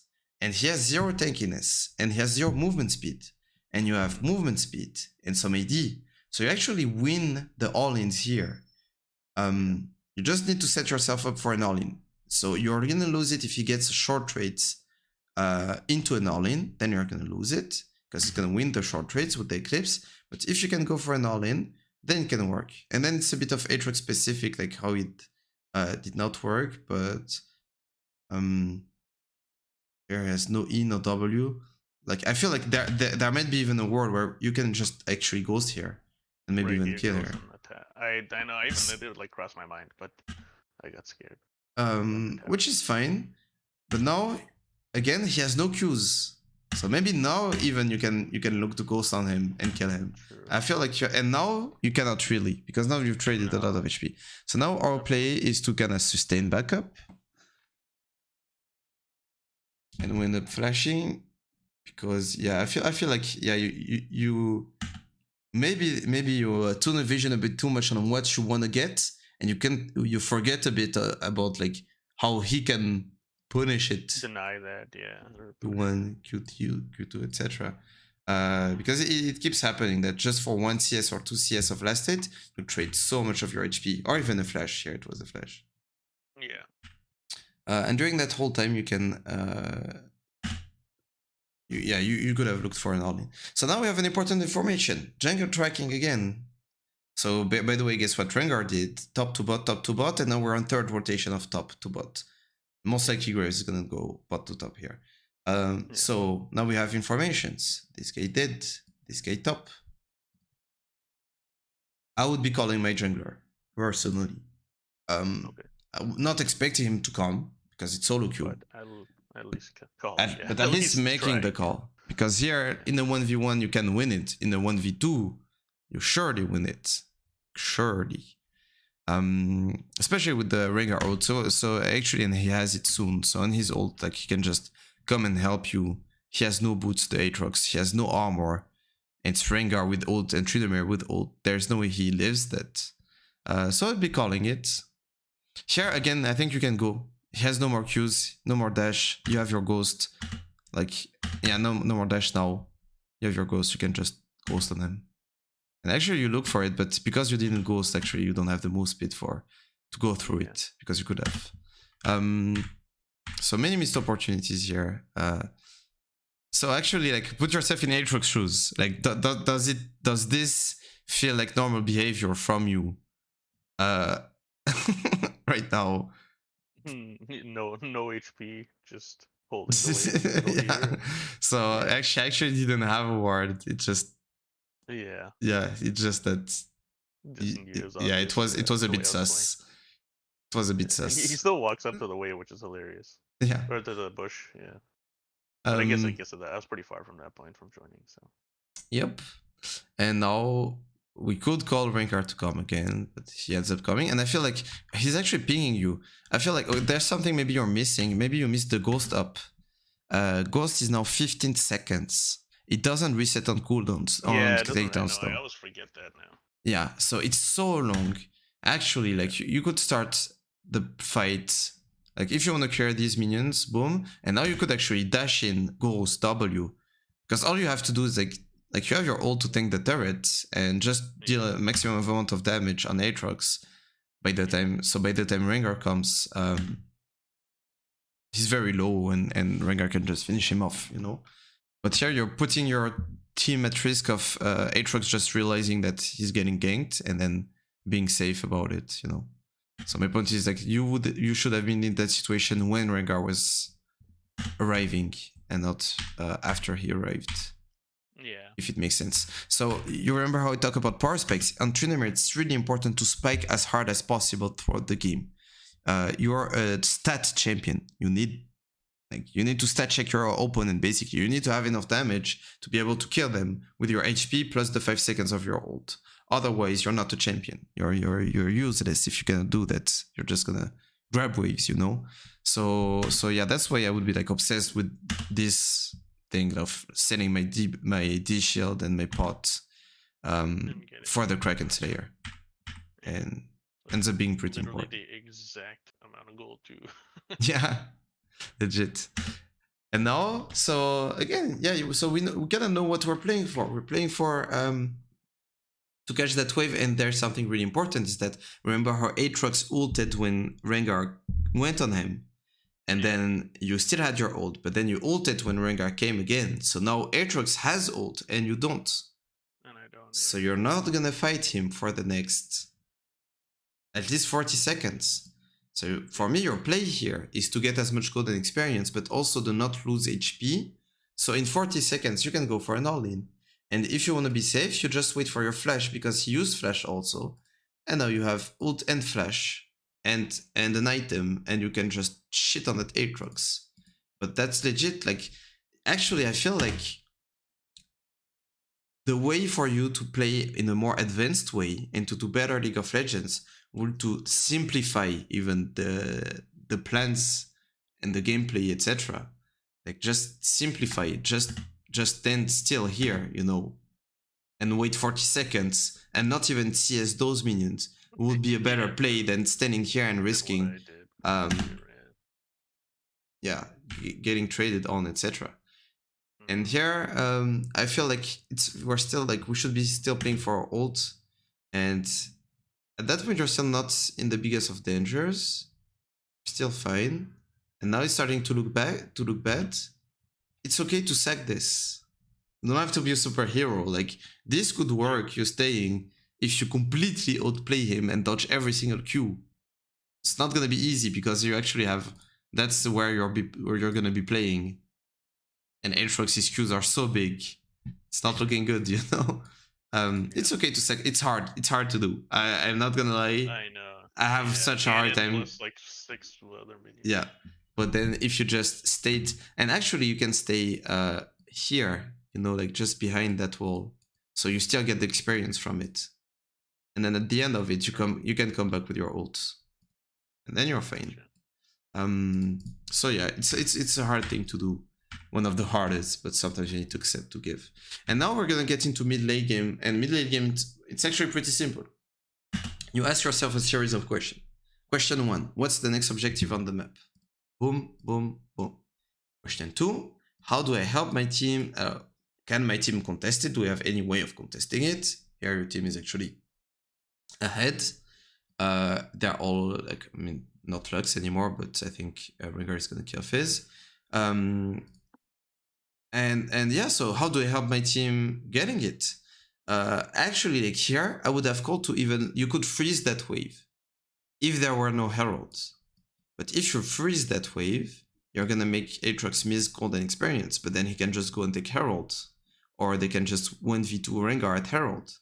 So now I would be like, push, create pressure, and use your 2 wards for herald. That's a good way of helping. Okay, so Let's play it. So we're pushing. And then...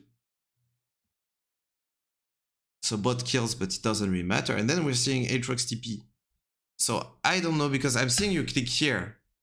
So I will still trust you when you tell me that you would have went Herald still. But I feel like you should have went Herald as soon as you see Aatrox TP, no? If it's the play that you are going for. I feel like I might have influenced that, but I was still like, trust your word, you know. but yeah, like even if Graves is topside, well, you have Rengar and then it's a 2v1. And then we see that Graves is bot, so we just get Herald, really good. I think you should take it, the Herald, by the way. You're Tryndamere, you're a split pusher. It's 18 minutes. I know. You should take it. Just like, and do not really care about them, you know how... I told you not to give a leash, and it was, yeah, but he's pinging, and then he pinged again, and you are considering even listening to that random Rengar instead of me, because he pinged you once, you know? I know. Yeah, it's solo queue. Don't care about them. You know more than them. Like, it actually shows that you're in bronze right now because you haven't been playing for years, but you have more knowledge, and so you should just trust yourself, you know? Okay, so now we get that. Yeah, I feel like you shouldn't be that afraid. Like, you could actually be hitting this, and then you still have your E out if you need to, but you see everyone on the map here. Like, you see Fizz and these two guys, so it's only Graves. But do you guys like win or lose that 2v2? Well, I think you win the 2v2. Anyway, yeah, I think here I did see like Fizz kind of moving off mid lane, and that's what kind of took me. So I'm like, fuck it, let's just back off, and I'll just clear the jungle. And okay, maybe. They warded me. So I'm still fine. Like the play was still fine overall, and now you kind of need to ask yourself what's gonna be the next objective on the map. Oh, by the way, so you should ask yourself this when you're doing Herald, kind of. Because when you're doing Herald, you're doing an objective, and now you kind of should ask yourself, okay, what's gonna be the objective after Herald? And it's Drake. Drake is gonna spawn before Nash, or just at the same time, but it's easier to take a Drake than a Nash at 20 minutes. So you need to try to already find a plan to how do I help the most on Drake. That's why I would have taken Herald, actually. I would have taken Herald, because then I could put Herald top when the Drake spawns, or put Herald mid even when the Drake spawns. That way I can help my team for the Drake. I'll be already thinking about it. And now it's still gonna be Drake, and that's what you should be obsessed about. Nothing else. And the way to help on it probably would be like, okay, well, now it's gonna be a bit too late to apply pressure top for the Drake, because it's gonna spawn. We press some very fast tabs. I'm gonna get it. I will get it. It's gonna be soon. Okay, I will let the first one go. Oh, bro, it's so fast, actually. Oh, it's fine. So yeah, it's gonna be soon, actually. So that's when you want to be as big as possible, because now you don't... So you are asking me about creating pressure top for the Drake, etc. At this point... No. At this point, it's too late. Why is it too late to go top? Because the Drake is spawning in 22 seconds. So it means that by the time you're pressuring this, the Drake would have already spawned, it would be up. So if your enemy team decided to play the 5v4 on Drake, they will have a 5v4 on Drake. Or to play the 5v5, it will actually be a 5v4. If you want to pressure on the opposite side of the objective, you want to be there around a minute and a half before the objective. That way enemy team has the time to be like, oh shit, Tryndamere is pushing this. We need to send someone, and then actually send someone. And then you can out-rotate, or dive the game if you win it, or do whatever. But you don't want to be there after the objective, that's for sure. So here, I think going mid is the best, because you're not sure yet. And I feel like from mid to late game, whenever you're not sure, you should by default go mid. Because by going mid, you can be mid if there is a play mid. You can go top if you need to be top, and you can go bot if you need to be bot. You just like keep your options open, and you give yourself more time to gather more information on what's actually happening, and then make the better decision. So that's why I think going mid was really good. It was just because that's kind of my thinking. Yeah, that is one thing that I do, is because I don't know what to do. like half the Mm-hmm. time, like I'll just go mid, and then we'll see if something plays out, and I'll go from there. Okay, So I guess I have that going awesome. on. So And then here, well, there specifically too, like I mean, there's like they're not on Drake. There's two of the four champs that are alive are chasing our Lux, and so I'm like, whatever, I can just go. yep. Let's And go I really top like that you solo. go for mid prio because now this. So yes, they are dead, etc. But if imagine they weren't, like by taking mid prio, now someone has to catch this wave, or if they don't, they just lose 150 gold when you have gotten 150 gold by clearing the wave. So now it's a kill. It's 300 diff, just by pushing that mid wave, and also you get more vision on the mid lane. And then you can rotate. And now I think we have the problem again of not realizing like how broken is new Ghost, because it's 15 seconds. And now look at that. So you Ghost, and at the end of the fight, you still have like all of this Ghost duration. Yeah. Which is like 8 or 9 seconds, which you could have used like No, I before. know. Every time I ghost, I'm like, for like the last 5 seconds, I'm like, holy shit, like it's still going. Yeah, it's so long now. Okay, and now the FF. Oh yeah, true. Let's see. It ended it. So first, like regarding that game, did that bring any question on that game in particular or the game in general? No, nothing that you didn't answer. Okay. Yeah, nothing I can think of off the top of my head. Okay. Let me see. So I will log in on my NA account so I can go into the replay of another of your games. The NA account is this. Let's go up. So I'm just gonna like go into the longest game that I can find and then put myself at 20 or like 18 minutes and try to like just do that exercise again a few times of kind of trying to find different situations. What's the best way to actually like impact on the objective? I think I. So what was your name? In-game name? It's Captain Koop with a K. Captain Koop. Nice. I gotcha. Yeah. Let's see, 30 minutes. I mean, 30 minutes is good enough. Unless you want to look at one in particular. No, that one's good, to be honest. I like Okay. Oh yeah, this one with. No, yeah, like this. This was I think late last night.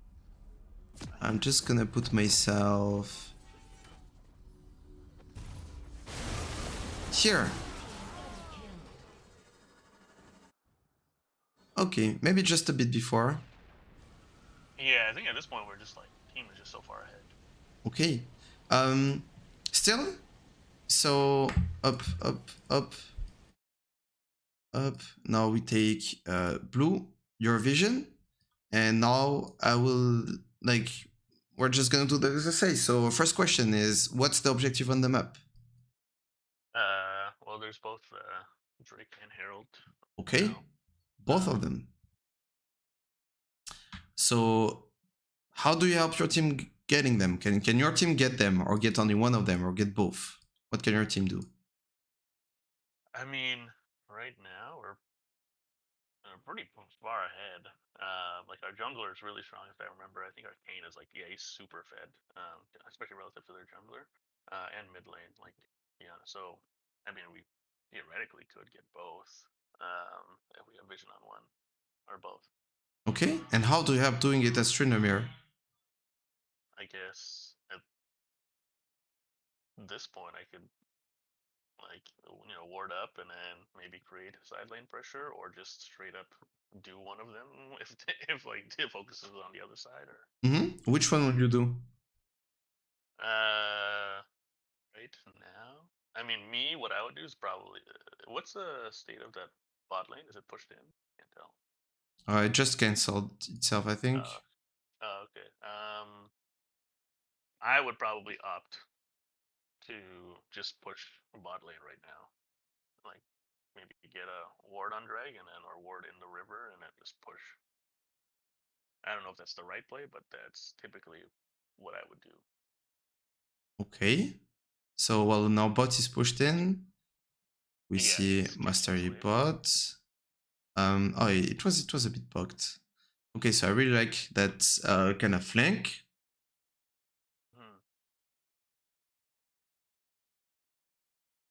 And now we have this fight going on. Kane is not coming because he's playing the objective, which I like. We actually end up getting them. And now what? What should you do right now as Tryndamere? We killed them. Just ping. Well, was it 4 from that? I mean, we could push here, but yeah, I would say probably ping Herald and go to it. Yeah, I think you should go and solo Herald here. Okay. Yeah.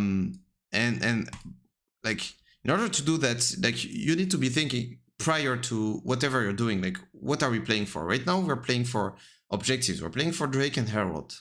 And you're gonna take the fight and you're gonna take the kill and you're gonna be focusing on yourself and you're trying to be your champion, etc. And now the fight is over. And now, if you're doing the right thing, if you are focused on it, you would be like, okay, Drake is being taken, well, I'll just go on Herald. Yeah. And now what's gonna happen after Herald? What's gonna be the next objective after you take Herald? Is it gonna be next Drake or is it gonna be Nash?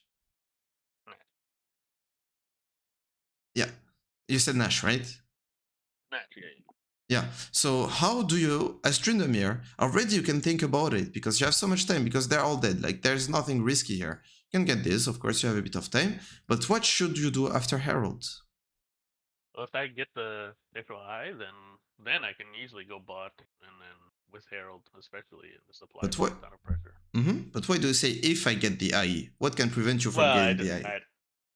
My teammates stealing it or something, I guess, if we do it together. But yeah, there's actually a way of getting it. Like, you just before it's dead, you just put yourself where it's gonna spawn and you stop moving. You don't move. Yeah.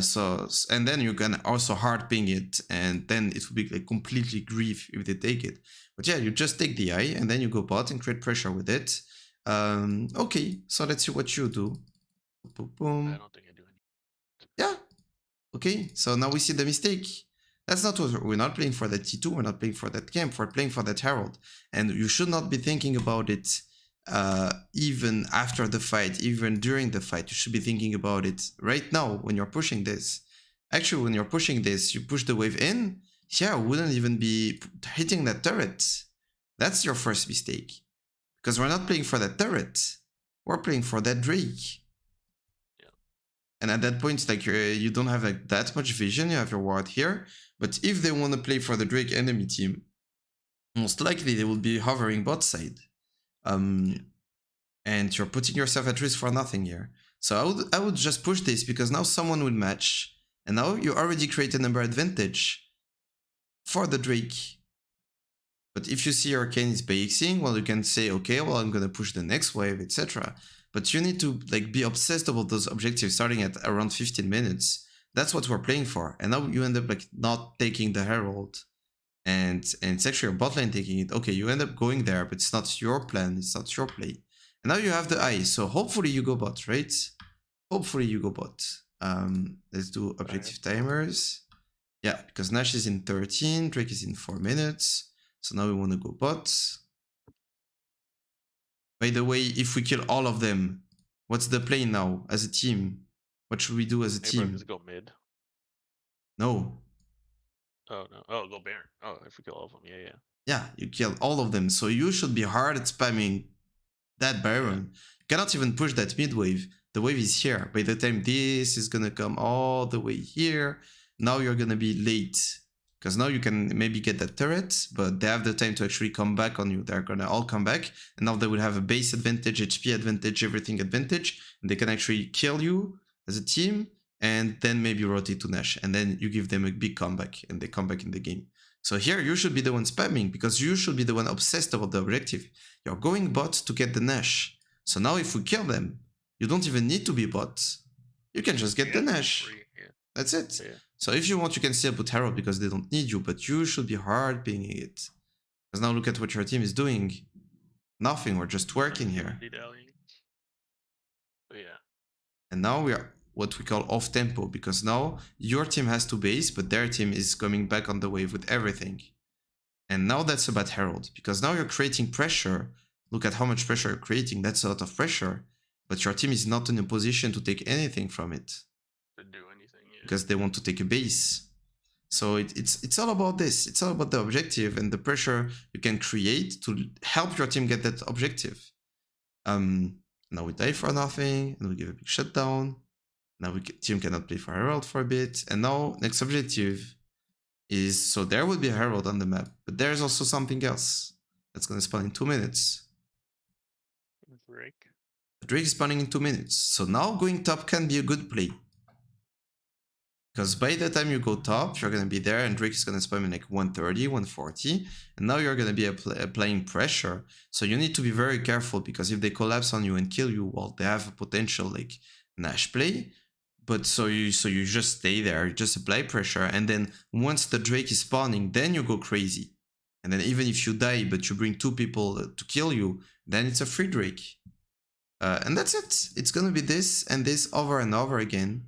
It's fine to go bot still, because still like we're so ahead, so we can still play for Herald, and you can be there for the next Drake and help your team get it. Yeah, shouldn't go too crazy here.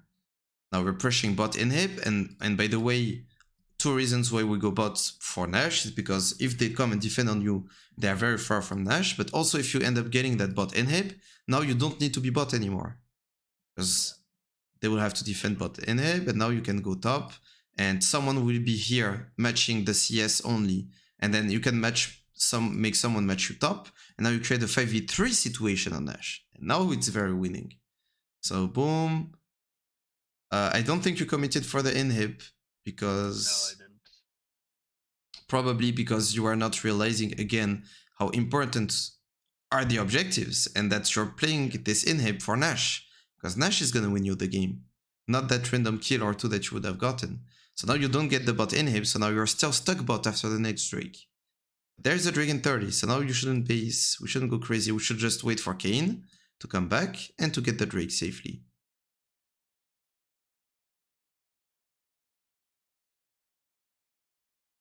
Yeah, exactly, because we're so fed, even if it's not looking the best. Okay, I mean, it didn't work the best, but still, Jinx could have gotten that Drake. I know. It's fine, I'm not really gonna care about the skirmish. Yeah, you're supposed to win one at some point, because you're still so ahead, and then you get the Drake, and then after Drake, what are you gonna do? Go bot. Oh, wait, okay, they were all dead. So yeah, you can go for this. Okay, and now we got the Nash. So what do we want to do? What's the plan now as a team? Not only you, like as a team. What should we do as a team? Push, hopefully for an invade. Push what? Play for an invade where? I mean, bot inhib is open, so that would be ideal. It's funny because bot is the last place you want to be. Yeah. Because actually, because bot inhib is open, you don't need to push bot to get to bot inhib. Yeah, so now the best play. So what's gonna win you the game now with Nash? So it's like 2 things. Fastest way to Nexus is actually we just push and we get the Nexus. If we can do that, but it's not looking that great because we've seen that you're not winning every fight. Like it can still go ugly because of Vlad, because of Racket engage, etc. So second best way of getting Nexus is do it in like 2 movements. First movement is get every single inhib. So now we have triple inhib, so we have 6 like super minions per like waves. And now we can just base as a team and come back and finish the game while dancing. Like you don't even have to do anything crazy, you know. And what's the best way of getting the triple inhibs? What's the best way of getting as many objectives as possible? Because it's still about the objectives. Yeah, we'll put this. You're TRYNDAMERE. You're a split pusher. So you go on a side lane and you stay top and you bring your team mid. So you do 1-4, 1 top, 4 mid. And then you kind of like make them dance between top and mid, etc. You're going to end up like getting everything because you have Nash. So even just the cannon minions hitting the turrets are going to be enough to take those inhibs. And then you just take the last inhib as 5 naturally, and then you just base, and then you can just finish the game. Like that will be the ideal play, in theory. So you, as TRYNDAMERE, you should try to play for the ideal play, which is the opposite of what you're doing right now. Maybe if there is a big wave and you want to get that big wave, maybe yes, but then you want to send Qiyana top and then do what we call 1-3-1. So Qiyana top, 3 mid, 1 bot. But I don't really like the idea of going bot here, because again it's not needed. It's really not needed to push that wave, because we're playing for that inhib.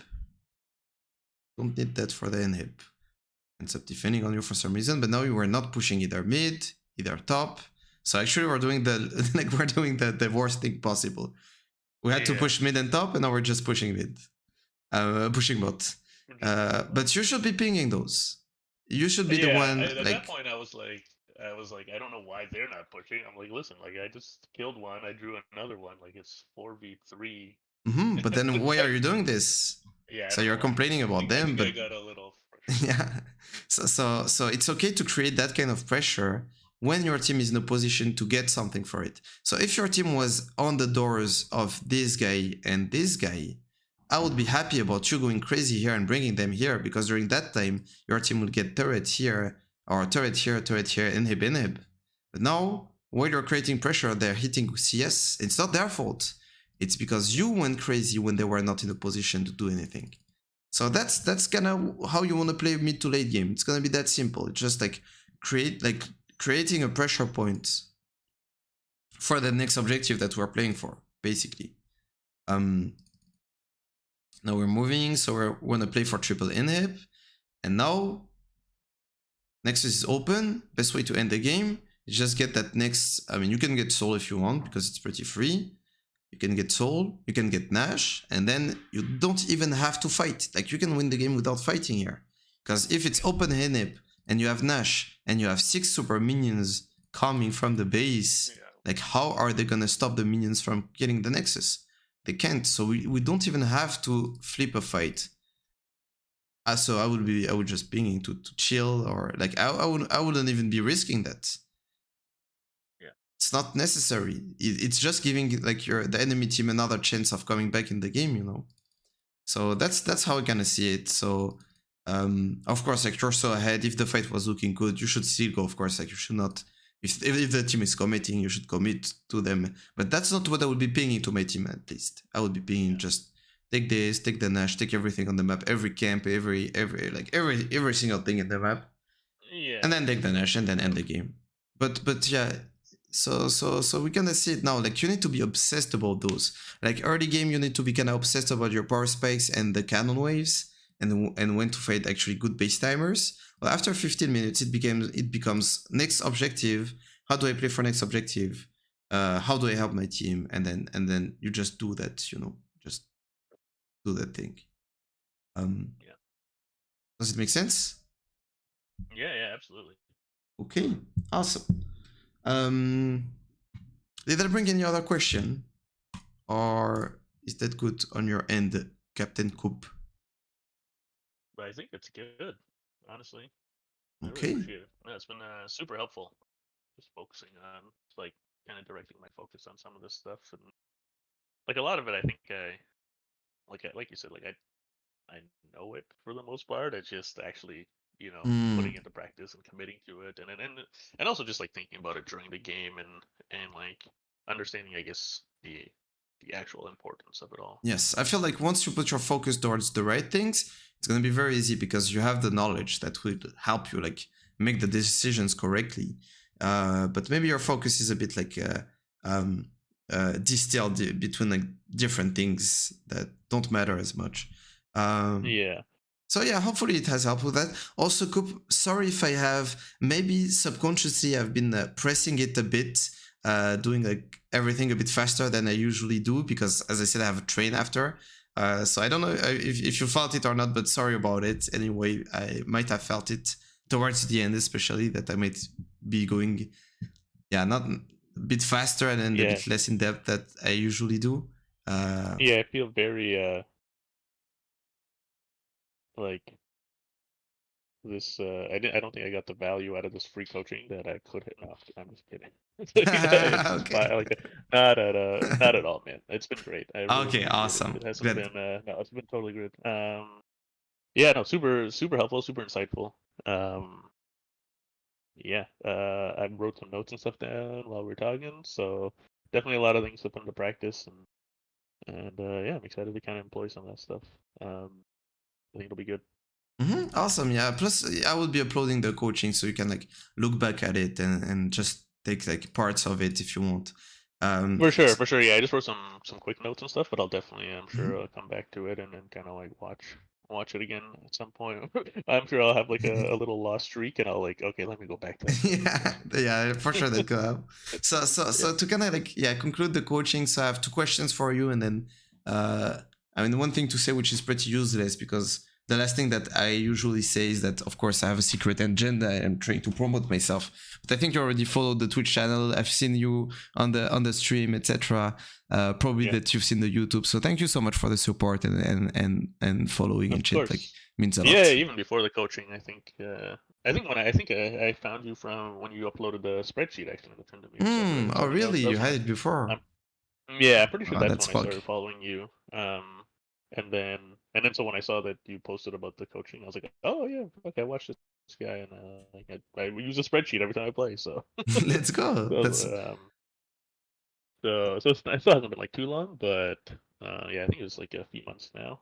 I've been following or something. So uh, but yeah, no, I really appreciate it. I hope it's working out for you. Like I hope this really does help your channel and help your content and stuff like that because it's been yeah. awesome. It's been yeah, like I don't know, not many people go out of their way to help the community so much. So Thank you, thank you. I actually got. I don't know if you saw that. I actually got a award for it.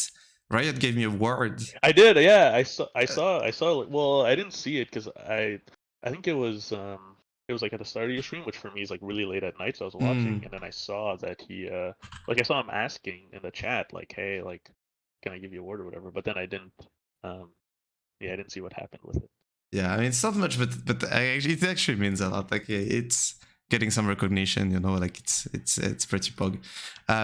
So yeah. So to kind of conclude my coaching, I usually ask you like if you can tell me like from the top of your head like of the things that I've been doing right during that session, so I just can keep doing it. But also if I've been doing anything wrong or could be improved, I would like to hear it as well, so I can work on that as a coach. I mean, I have to think about it a little bit to give you like a really good answer, but honestly, like as far as wrong goes, it's hard to say because I mean, all of it has been super helpful for me. So I don't know that you did anything wrong. I'm sure there's obviously things you probably could have done better. I don't know what specifically, but um yeah, no, it was really good. I like your approach to it as far as like kind of the way you like just kind of ask questions and ask like my mindset. Maybe even dive into that a little bit more. Is just kind of like ask what I'm thinking. Maybe more. I thought it was fine, but like other coaching sessions, I guess I was watching when I was watching streaming, I was like, he like, oh, like what's the next decision or like why did you do this decision and stuff. But like maybe ask that a little bit more. Like just get into their mindset so you kind of know. Yeah, You do a good job of it for the most part, but maybe a little bit more. yeah. That's the only thing I can really That think might of. have been the train. I'm not gonna lie. That's what I meant by Fair enough. the train Yeah, pressure. fair enough. Um, But yeah, but overall, no, good. Like I think you like do a really good job of like leading, um, like generalizing the kind of the coaching and the advice for not just the game or that particular matchup or whatever, so they can actually like extract it and kind of apply it in the future to other games to actually improve. And so just general game sense tips and stuff like that. So I really like that. Yeah, and then obviously just your attitude and stuff. You're like super positive and very helpful and not overly critical or anything like that. But honestly, maybe you could be even a little bit more critical. Just be like, bro, this is fucking stupid. Why did you do that? yeah, Some people don't respond well to that though. It's I guess just kind of sussing out. But I yeah, mean, at the same yeah. time, that's it's your personality too, right? You got to be you. So I like it. I like it's a good mix of you just yourself, but being super helpful with it. Okay, I love that. That's a really nice feedback. Thank you, thank you. And the very last thing is, yeah, of course, I'm trying to make a benchmark, try to understand like how should I price my sessions in the future. So do you have any idea of what will be, in your opinion, a fair price for that kind of session? It's hard to say. I mean, you're in Paris. Did you have you like done paid coaching before? Yes. Oh, so what did you charge before? If I could can I ask you that? So for that kind of session, I would charge 50. 50 euro? 50 euro, which is around US dollar. 1 euro is around $1 these days. Yeah. So, so that's like the whole session. So like typically like 2 hours. Yeah. That's the average is like 2 hours and like 12 minutes, I think. Okay. I feel like 50 euros is cutting it a little. Is like selling yourself a little short. Like for me, I would say like the equivalent of like 100 to 100 Canadian, so like maybe like 75, like 80 euro, 70 to 80 euro, something like that for that coaching session like that is like what I like just for your time, right? If it's like if you're averaging 2.5 hours, like thinking about it and providing like that kind of like that level of content, and on top of that, like you're recording it, so they have like essentially like a lifelong um hey, this is like a like not lifelong, but I guess maybe the next batch it'll be upstate. But whatever. Like, point is like it's not something that it's only like one day of like a couple hours. Like it's something that they can take and watch over and over and stuff like that too, right? So, and on top of it, yeah, it's 2 to 3 hours of your time, all the prep work and everything like that. Like I think between like 60 to 80 euro for you, I think is pretty reasonable. Like that's still like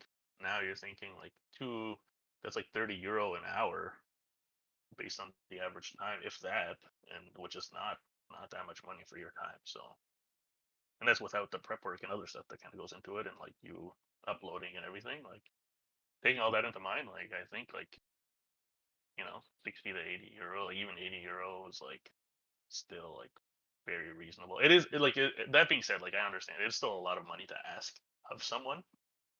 Yeah. But I mean, you have to also consider your own time and everything. So, I think that's pretty reasonable. But yeah, maybe like as you're building, like I think as far as value goes, like I think like 80 to 100 euros is like the value that someone would get out of that. But at the same time, like from a marketing perspective, like maybe you want to start a little sooner Oh, until for you kind sure, of build yeah. maybe a little bit fan base and stuff like that. But if you're asking me what the actual value, yeah, I think like 80 euros is like not you're like not a, like that's not at all like overpriced or anything.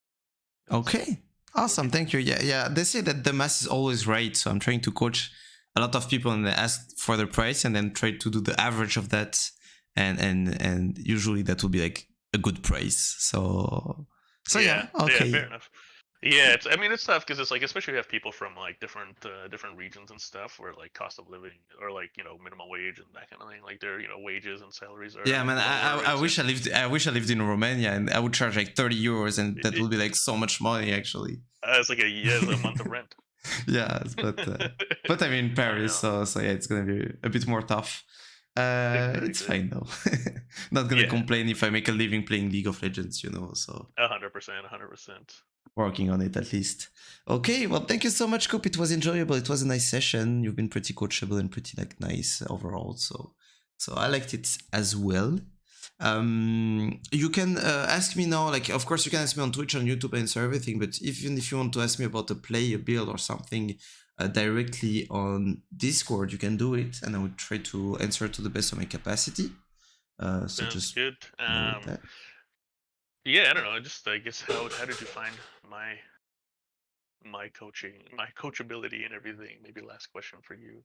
I mean, it's very hard to judge right now because now it's gonna depend like how much you take from this in your in the next weeks and month. So you've been pretty responsive during the session, but now are you gonna be completely delusional and then just at the end of the coaching be like, you know what, fuck that guy, I know everything, and then go? Yeah. I don't think so. Everything you said is stupid. I'm always right, I guess.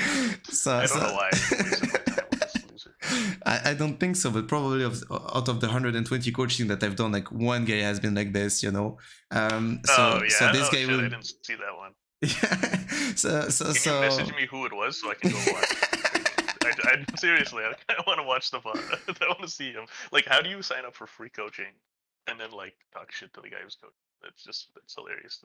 Yeah, Even not talk shit, but not be respectful. nah, yeah, I had someone who was like, he actually lied to me. He used to be GM and then he pretended to be a diamond, Okay. and his plan was just to like try to see what I had to do because he felt like he was in loser's queue or just like was not getting a little lucky. And then when I told him, but bro, like you can just do this, do that, etc. And then he was just laughing at me, and I was like, bro, like the fuck. And then we ended up still talking for 4 hours, and then doing still doing coaching, but more on the psychology of solo queues. It was still interesting at the end of the day, but it was pretty weird though. But no, so we're gonna see in the next few days, weeks, how good of a student you are actually, and how much you can take in your games. Bro, if I'm not diamond by Sunday, I want my money back. Terrible. I will give you your €0 back for sure. Okay, perfect. Good. I'm glad. I'll send you the bill. Let's go. Okay, well, thank you so All much, right, man. Koop, Well, again. I appreciate it, man. I have Don't to miss go. your train. Yeah, Say hi to your mom for me. Will do. I will say Koop says hi. Yeah, Koop says hi.